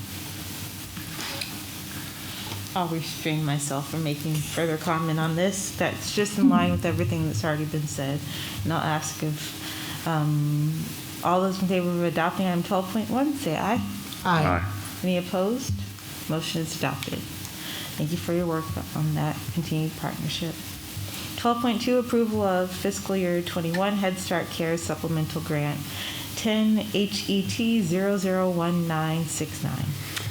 The Deputy Superintendent, on behalf of the Assistant Superintendent of Teaching and Learning, recommends that the Board of Directors approve submission for the FY21 Head Start Cares COVID-19 grant application number 10CH01190 in the amount of $478,600, and if awarded, approve expenditures of fund according to the accepted guidelines. Funding source, Office of Head Start. Thank you. Is there a motion to adopt item 12.2? I motion to adopt. Is there a second? Second. It's been moved and seconded. Any questions about this item? Seeing none, all those in favor of adopting 12.2 say aye. Aye. Any opposed? The motion is adopted. Item 12.3, approval of synchronous contract for switches and switch components using funding year 2021 through 2023 E-rate ESD 112 consortium. The Deputy Superintendent, on behalf of the Chief Information Officer, recommends the Board of Directors authorize the purchase of switches and switch components from July 1, 2021 through December 31st, 2023. Funding source, technology levy. Is there a motion to adopt item 12.3? I move to adopt item 12.3. Is there a second? A second. It's been moved and seconded. Any questions or comments about this item? Seeing none, all those in favor of adopting item 12.3? Oh. Aye. Say aye. Thank you. Any opposed? The motion is adopted. Thank you for keeping us connected. Item 12.4, approval of interlocal agreement with One Government Procurement Alliance. Thank you. The Chief Financial Officer recommends that the Board of Directors authorize the Superintendent to sign an interlocal agreement with One Government Procurement Alliance. Thank you. Is there a motion to adopt item 12.4? I'll move to adopt item 12.4. Is there a second? Second. It's been moved and seconded. Any questions or comments? Seeing none, all those in favor of adopting item 12.4 say aye. Aye. Any opposed? Motion is adopted. Item 12.5, approval of addendum number 1 to Diversification, Inc., WorkPoint contract for the purchase of student chairs. Yes, just wanted to provide some insight. You can see in the next upcoming months and years us having addendums to our existing contracts to purchase new equipment. This is correlated to us opening up new sites across the district. The Chief Operating Officer recommends that the Board of Directors approve addendum number 1 to the Diversification INC WorkPoint contract in the amount of $5,000 for a total contract value of $255,000. Thank you. Is there a motion to adopt item 12.5? I motion to adopt. Is there a second? I'll second. It's been moved and seconded. Any questions about this item? Seeing none, all those in favor of adopting item 12.5 say aye. Aye. Any opposed? The motion is adopted. Item 12.6, approval of addendum number 1 to McDowell Craig contract for district furniture, fixtures, and equipment. The Chief Operating Officer recommends that the Board of Directors approve addendum number 1 to McDowell Craig contract in the amount of $600,000 for a total contract value of $2,700,000. Thank you. Is there a motion to adopt item 12.6? I motion to adopt. Is there a second? Second. It's been moved and seconded. Any questions or comments about this item? Seeing none, all those in favor of adopting item 12.6 say aye. Aye. Any opposed? Motion is adopted. Item 12.7, approval to purchase 4 commercial mowers for Facilities Grounds Department. This item is aligned with our mission not only to build and replace fields across the district, but be in a position to actually maintain them. The Chief Operating Officer recommends that the Board of Directors approve the total cost of 020 Groundsmaster 3200 24 HP AWD and 010 Groundsmaster 4010D Cab T4 compliant diesel 54 HP field mowers costing $243,608.71, tax included. Thank you. Is there a motion to adopt item 12.7? I move the mowers. Is there a second? Second. It's been moved and seconded. Any questions about this item? Not about the item, but when I was reading it, is it 69 miles? That was like 768 acres that the district has, or was that? Yes. Did I read that correct? Yes, we have a tremendous portfolio of fields across the district. It's a tremendous task for our staff, and they do an excellent job. It was amazing by 13 staff members. Is that right? In those contexts, it really kind of blew my mind. I would also ask, how many mowers we got right now with all that? I don't have that exact number on top of my head, but I can get back to you with that. It's not that deep. I was just wondering, that's a lot of work with that many staff. And I actually have a related question. Is this additive or are these replacement mowers? These are replacement. Oh. And then what happens with those mowers that we were taking offline? Are they no longer useful, or are there opportunities to, what happens with that kind of equipment? They're past their life expectancy. I'm not sure about the process. I have to get back to you what we do with those surpluses. Yeah. Okay, so the typical, It's a public process to access the surplusing if people are ever interested in surplus equipment. okay, thank you. So like a community center with a big field that doesn't have a mower might be interested in thinking about that surplus item. Okay. Any additional comments or questions? Is that a hint? All those in favor of adopting item 12.7, say aye. Aye. Any opposed? The motion is adopted. I actually was just picturing someone with a push mower. I was too. Would be happy about that old mower. Item number 12.8, authorization for the purchase of playground equipment for Franklin Elementary School from Game Time CEO Great Western Recreation through KCDA. The Chief Operating Officer recommends that the Board of Directors authorize the superintendent or designee to expend $300,000, which includes sales tax and freight from Franklin Playground equipment from Game Time in care of Great Western Recreation through KCDA. Thank you. Is there a motion to adopt item 12.8? I move to adopt 12.8. Is there a second? Second. It's been moved and seconded. Any questions about the item? Seeing none, all those in favor of adopting item 12.8 say aye. Aye. Any opposed? The motion is adopted. Item 12.9, approval to contract with Course Mill Construction for synthetic field, track, and tennis court bundle. The Chief Operating Officer recommends that the Board of Directors approve the agreement which states the pre-construction services for the synthetic field, track, and tennis court bundle project and authorize the superintendent or designee to sign said agreement in the amount of $1,619,579, excluding sales tax. Thank you. Is there a motion to adopt item 12.9? I motion to adopt. Is there a second? Second. It's been moved and seconded. Any questions? Comments? Director Leon? Does this cover all of our fields? Yes, it's 8 sites included. Okay. Any additional questions? Seeing none, all those in favor of adopting item 12.9 say aye. Aye. Any opposed? The motion is adopted. Moving on to item number 14, report to the board, 14.1, summer learning 2021. Mr. Neal is going to come up and join us tonight, and we wanted to give you and the community a preview. I know folks are like, what's going on this summer? And well, we have in person and we'll be online. And some good news with the understanding that there will be more work done between now and summer and more opportunities developed. Thank you. Mr. Neal.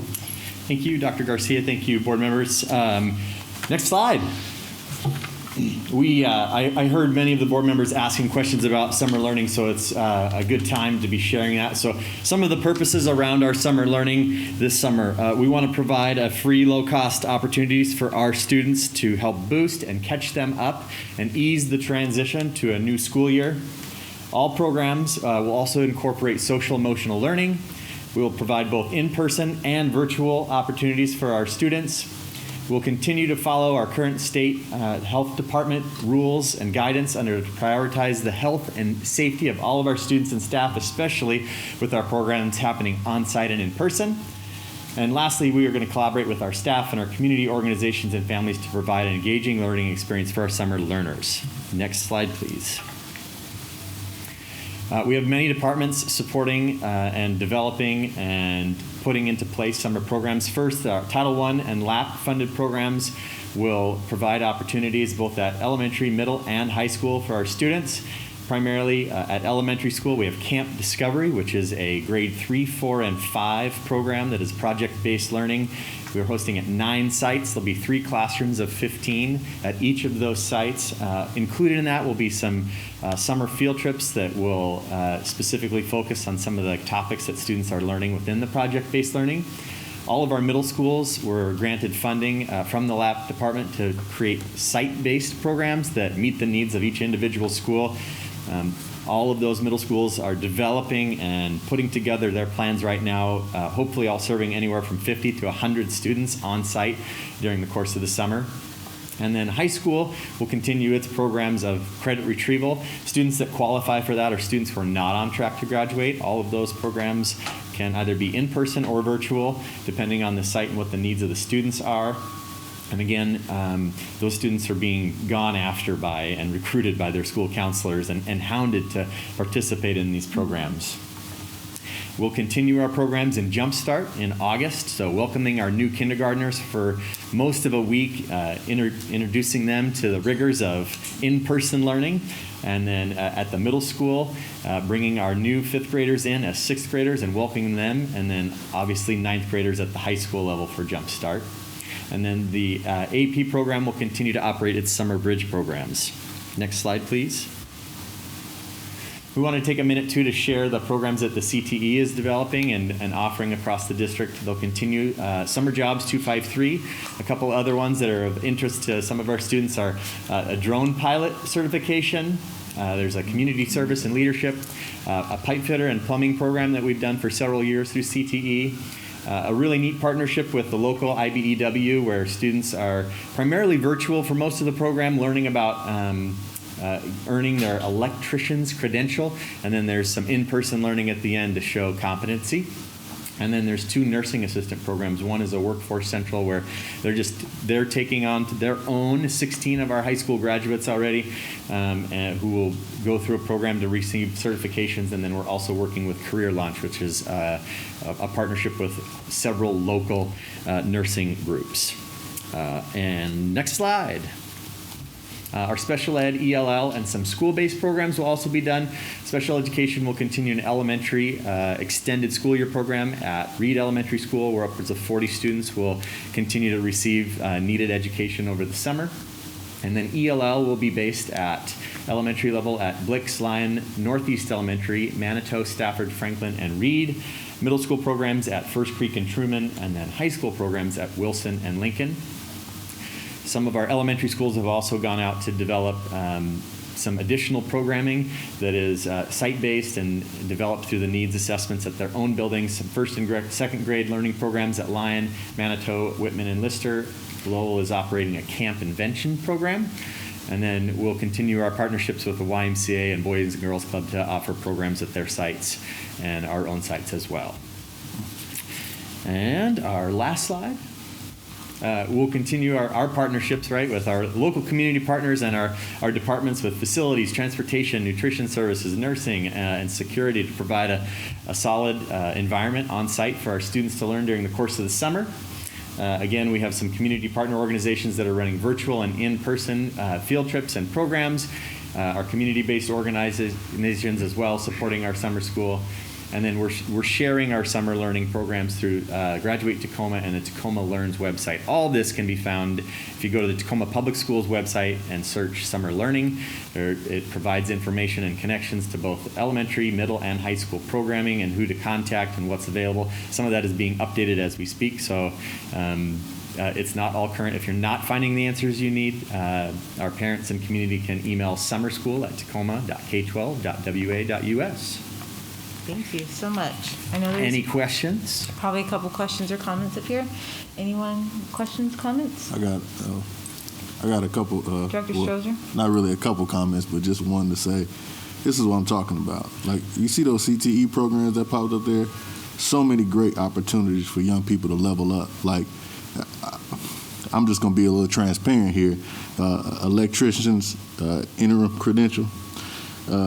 I had an electrician at my house for less than 30 minutes, and I had to pay $637 for him. So all I'm trying to say is these are potential life-changing opportunities that we are providing for our young people. So I just want to encourage folks to take advantage. Thank you. Any other comments? Director Leon, I saw your hand. Yeah, thanks. Great. Lots of opportunities, it looks like, for learning and expanded learning. And I'm glad to hear that the counselors are going after these kids aggressively to enroll them. A couple questions. Do any of these, specifically the camps, like Camp Invention or Camp Discovery, are there any costs to any students? This is all free. Free? Okay. Yep, all free. For Excellent. all the Tacoma Public Schools programs, they're free. So if families may go on, because we really want to help our partners as well and see of opportunities that are on through the Graduate Tacoma and Tacoma Learns, and there may be some costs associated with that. But I would encourage families to talk about scholarship opportunities. Pierce County just came out, the executive, and provided, I think, $1.5 million to summer camp sponsorships this summer. So if you see those as a family member, we want to encourage you to, challenge your child in that way. But please make sure you ask if there's scholarship opportunities as well. And then the special education extended school year, is that what the summer school is called for, special education, or is that something different? Yeah, those students are identified specifically at their site through the IEP process. Okay. Yep. Thank you. Any other comments, questions? I Director Seating? I just heard Director Strozer comment about wanting to do the drone pilot certification, and if he and I can do that together, that would be pretty epic. It would be pretty fun, huh? Yeah. I know we actually approved another one, like they were working on a flagging certification this last week. So, there's a lot of great things happening there as well. So once again, this is our baseline, and we'll continue to expand. There's opportunities as we look at our Esser plans. We also recognize that staff need some time. Some students may need some time, and so that's why it's really critical that we start to think about these learning opportunities over the next few years and not just this summer. And so we want to both recover and accelerate, but we also want people to have the time they need as they move forward. Go ahead. No, I'm sorry, Dick. I thought you were done. I just want to recognize Mr. Neal. So this is a cross-departmental approach. The board will get in their Friday report an overview of athletics. For all of our student athletes out there, Mr. Neal has worked relentlessly with our athletic directors and our coaches to provide you folks athletic opportunities throughout the year under changing conditions. Our wrestlers, our basketball players have to move outside. The rules change potentially again, and they keep on changing, literally on a daily basis.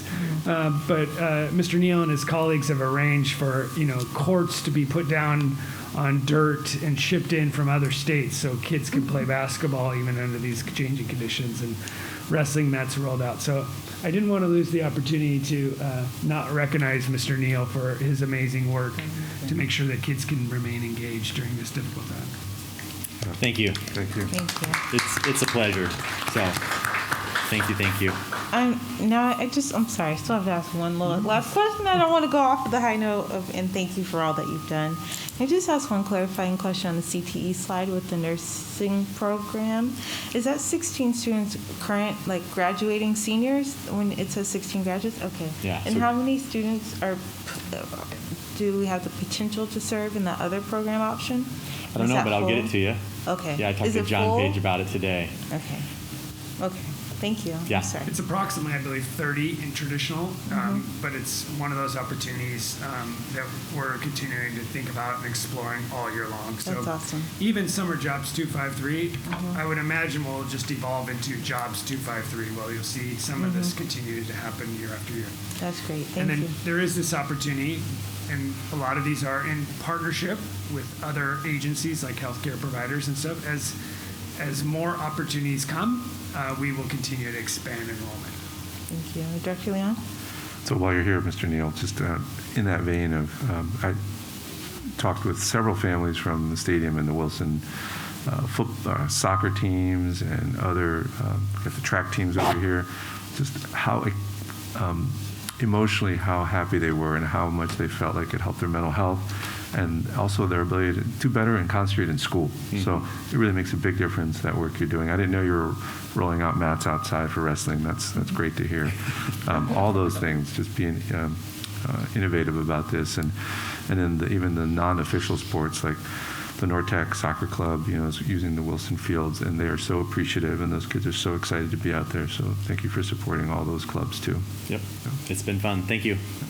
It shouldn't be noted that not all the bad decisions are not Mr. Neal's as well. Sometimes those come down from the state as well. Thank you for your patience. Thank you. All right. Well, we've come to board reports and comments, item number 15. So I want to start with our student board members. Thank you for being here again. Maybe Mr. Esser, do you want to go first? Or? Sure. Thank you.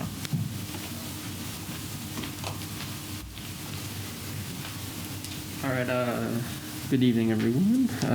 I know you wanted me to talk about the student wellness plan earlier, my thoughts on it. So really what I thought was most important in there was talking about the social and emotional learning aspect of it all.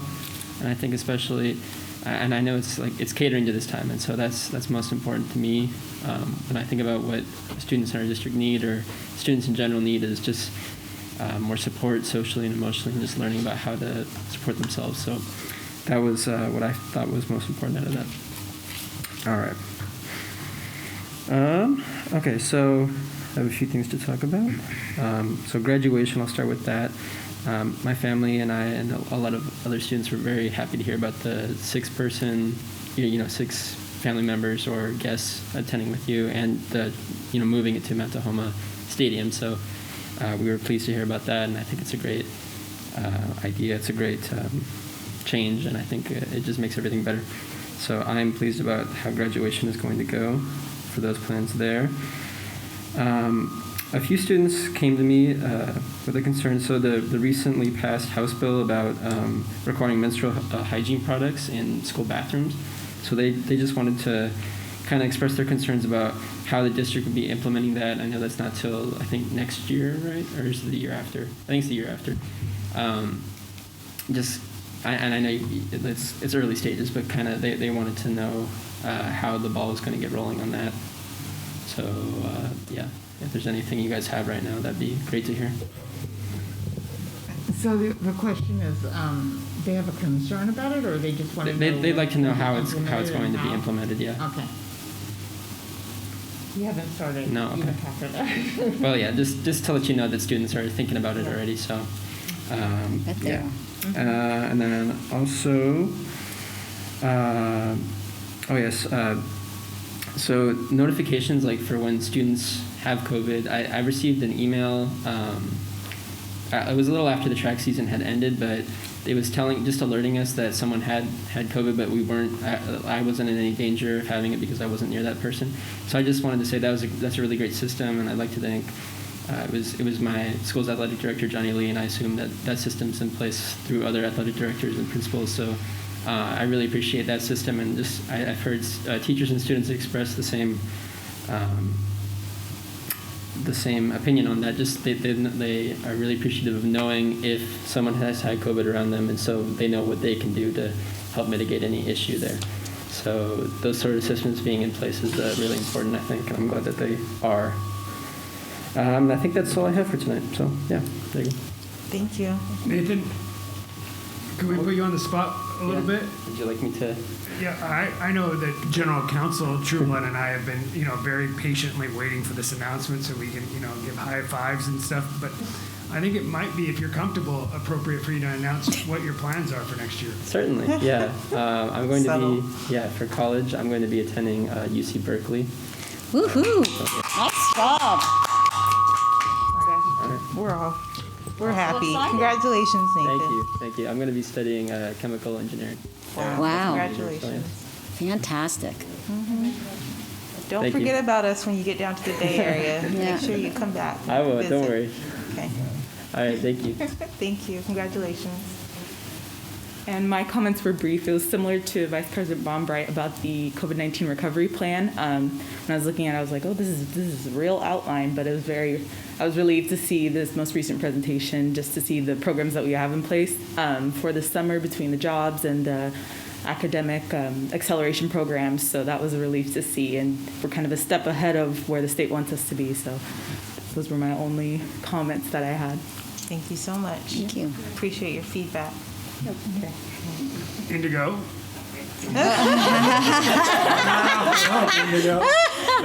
I will be attending Cornell University. Oh, wow! To major in hotel administration and minor in French. Oh. Wow. Awesome. So don't forget about us when we need to come visit you. I know. You all have just been such a gift for us to get to know and to have on this board this last year. We know it's been a tough year for you, tough year plus, really, a year and a half almost for you in moving through the last years of high school in this way. But I know we all just are grateful that we had this opportunity to get to know you and to be just a little bit of part of your journey. So we wish you all the best, and we'll keep saying that until we're done in our last meeting. We only got a couple more with you, maybe one more with you. So just know that you've got champions all across Tacoma and 5 of them up here. So congratulations to both of you. Oh, okay. Now I guess we all have to Yeah, talk. what a great meeting. So much good stuff. Yep. Well, we'll start with board comments and reports. I guess I'll start to my right with Director Bonbright, Vice President Bonbright.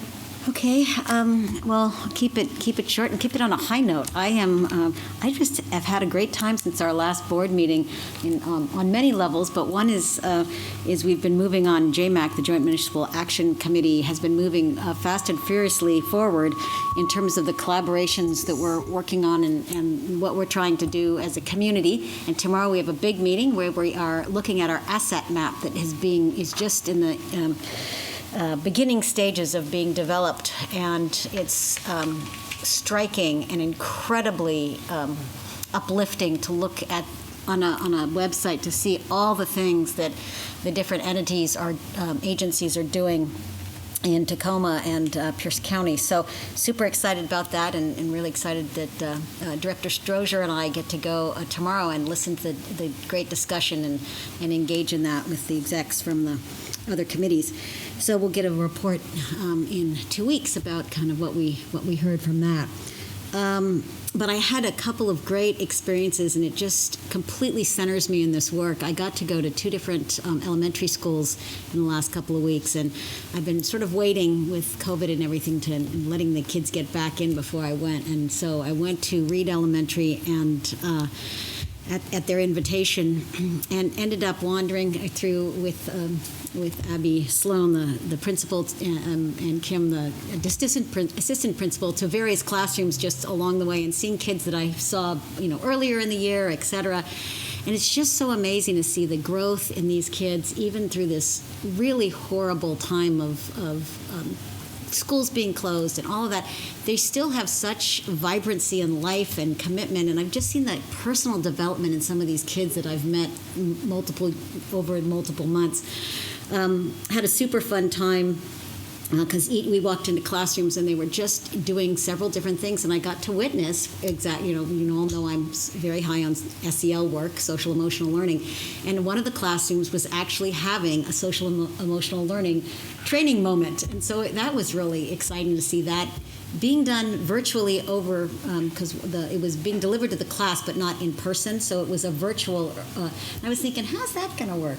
But the kids just engage and they do it, and they were asked, what do I do now? And they all practically in unison said, you breathe, then you do this and you do that. And I thought, wow, these kids really are.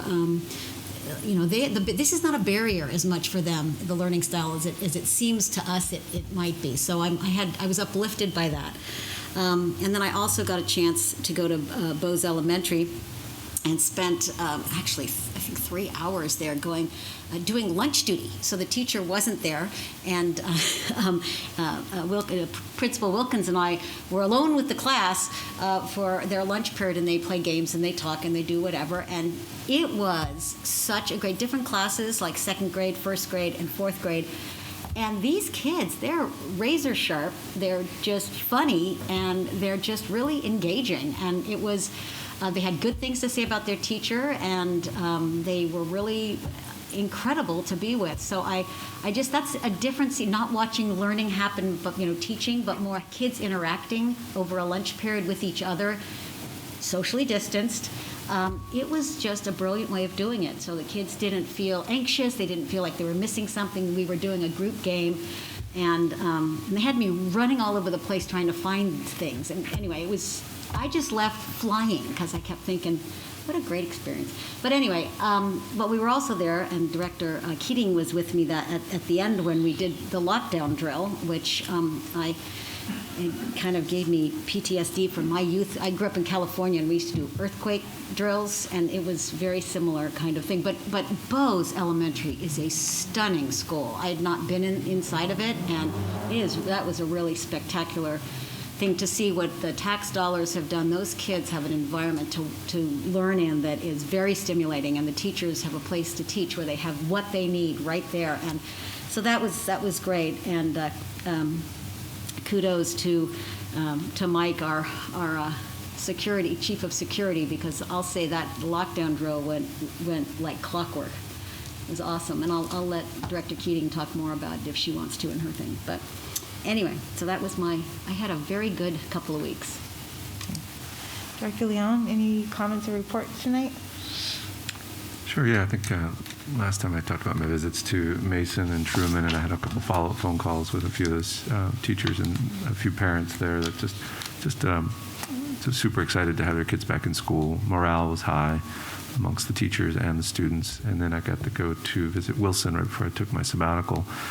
Met with Principal Ray and got to meet Miss Pilar Blasey and Miss Willard, biology and Spanish teachers, and see their classes and just talk to kids outside while they were checking in. Everybody's following good safety protocols, and really talked to several kids in the hall also without administrators around. They were telling me just how excited they were and how much more they were learning being present. So thanks for your whole team doing that.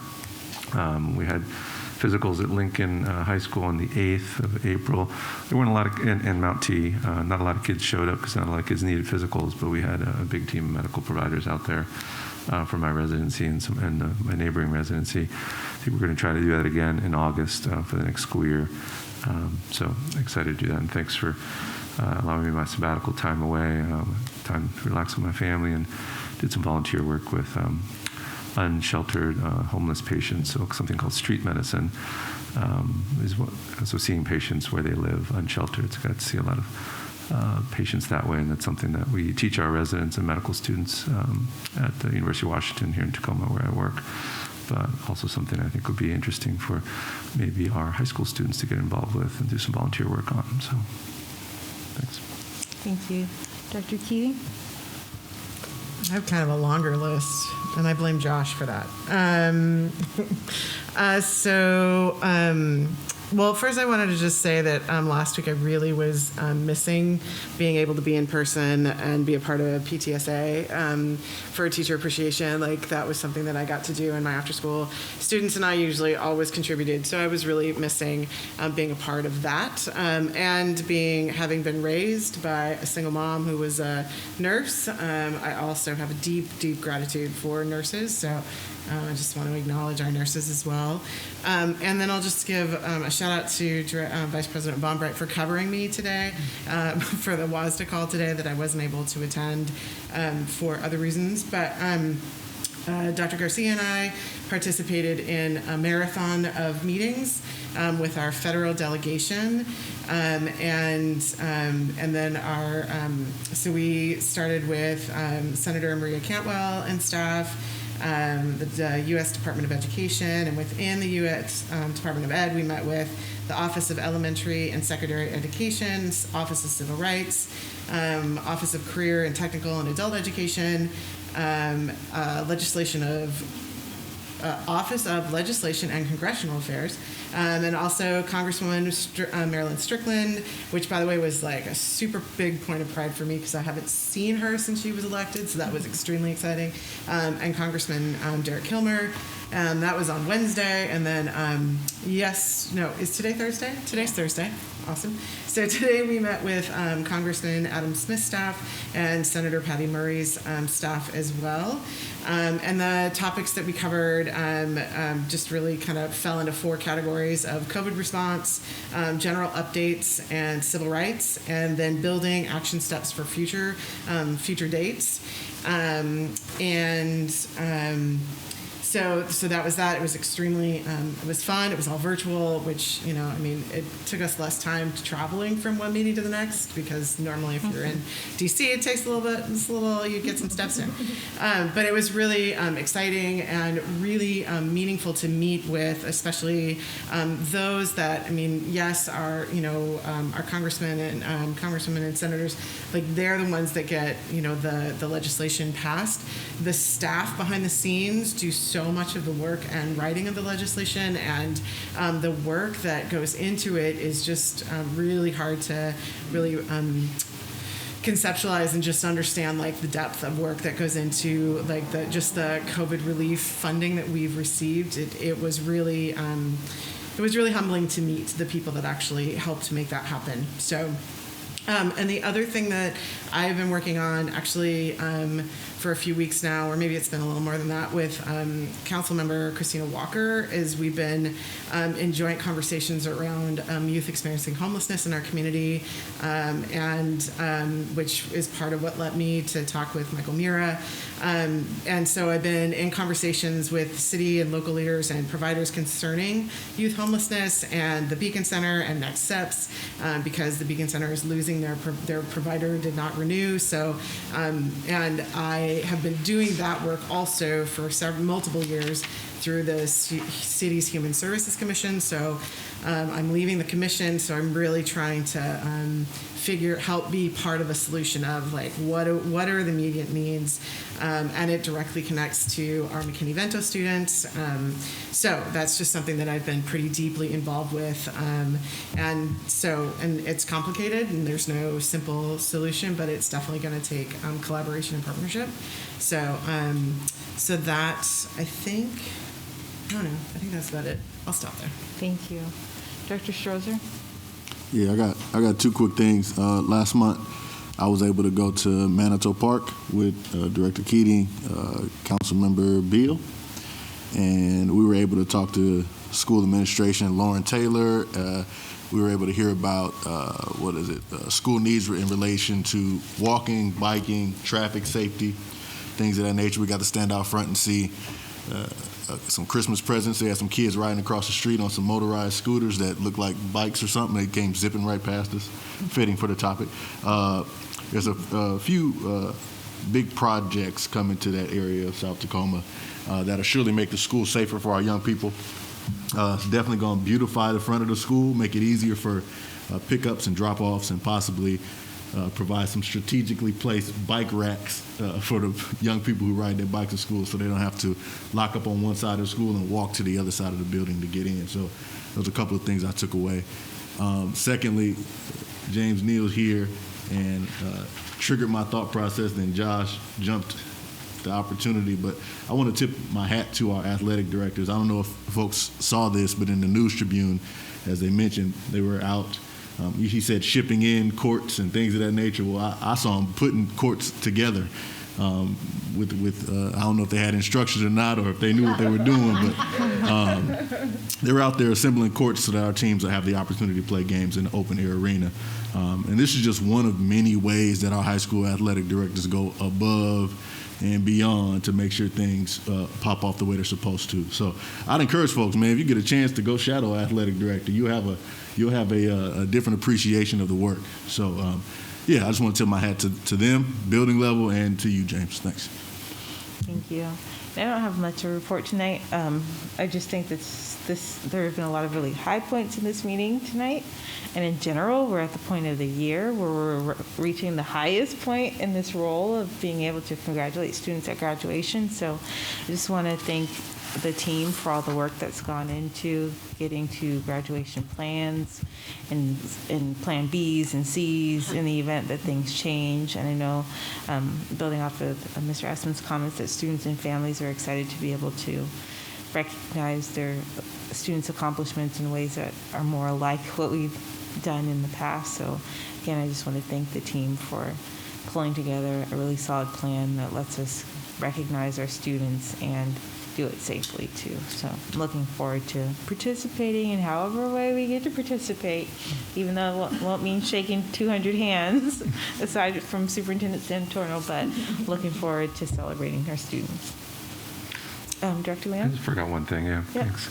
Many of you probably heard, but the CDC approved the vaccine, Pfizer vaccine, to 12 years of age, and it's being given in our community now. So some people thought it was going to have to wait, and it's going to be several more weeks, but local health institutions and the Safeway are getting vaccines into those arms. So it's safe. I'm giving it. My 14-year-old's getting it next week. So if more people get it, the safer our whole community is going to be. And keep your masks on and keep testing. So thank you for continuing to put on all the vaccine clinics through the school systems, through your team. Thank you. Thank you.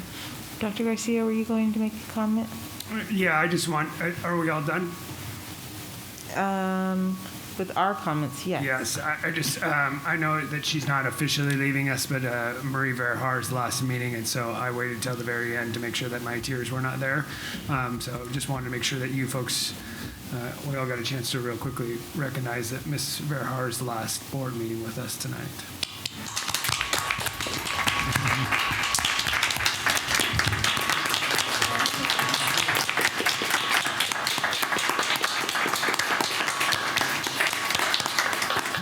Thank you. If we were allowed to hug, you'd be getting hugs and hugs and hugs. So we thank you for calling that out. It was heavy in lots of our minds. Thank you for calling it out. Okay, we will move on to item number 16, announcement of future board meetings. Thursday, May 27th, 2021, we'll meet at 6 p.m. for our regular business meeting here at CAB. On Thursday, June 3rd, 2021, we'll meet at 6 p.m. for an executive session, and that will be a virtual meeting. I will just throw out, I think that at some point, when we decided to come back to in-person meetings for our regular business meetings, we settled on a hybrid structure of doing our regular business meetings and here in person at CAB and doing study sessions and some executive sessions virtually. So I think at some point, in line with guidance that's shifting and changing, we'll need to revisit that decision, but I don't know that we have a firm plan for figuring that out yet, but I just want to throw out there that's probably a topic that we need to revisit relatively soon about the structure of our meetings. So moving on to number 17, unless there are any last comments. Okay, then we are adjourned. Marie here.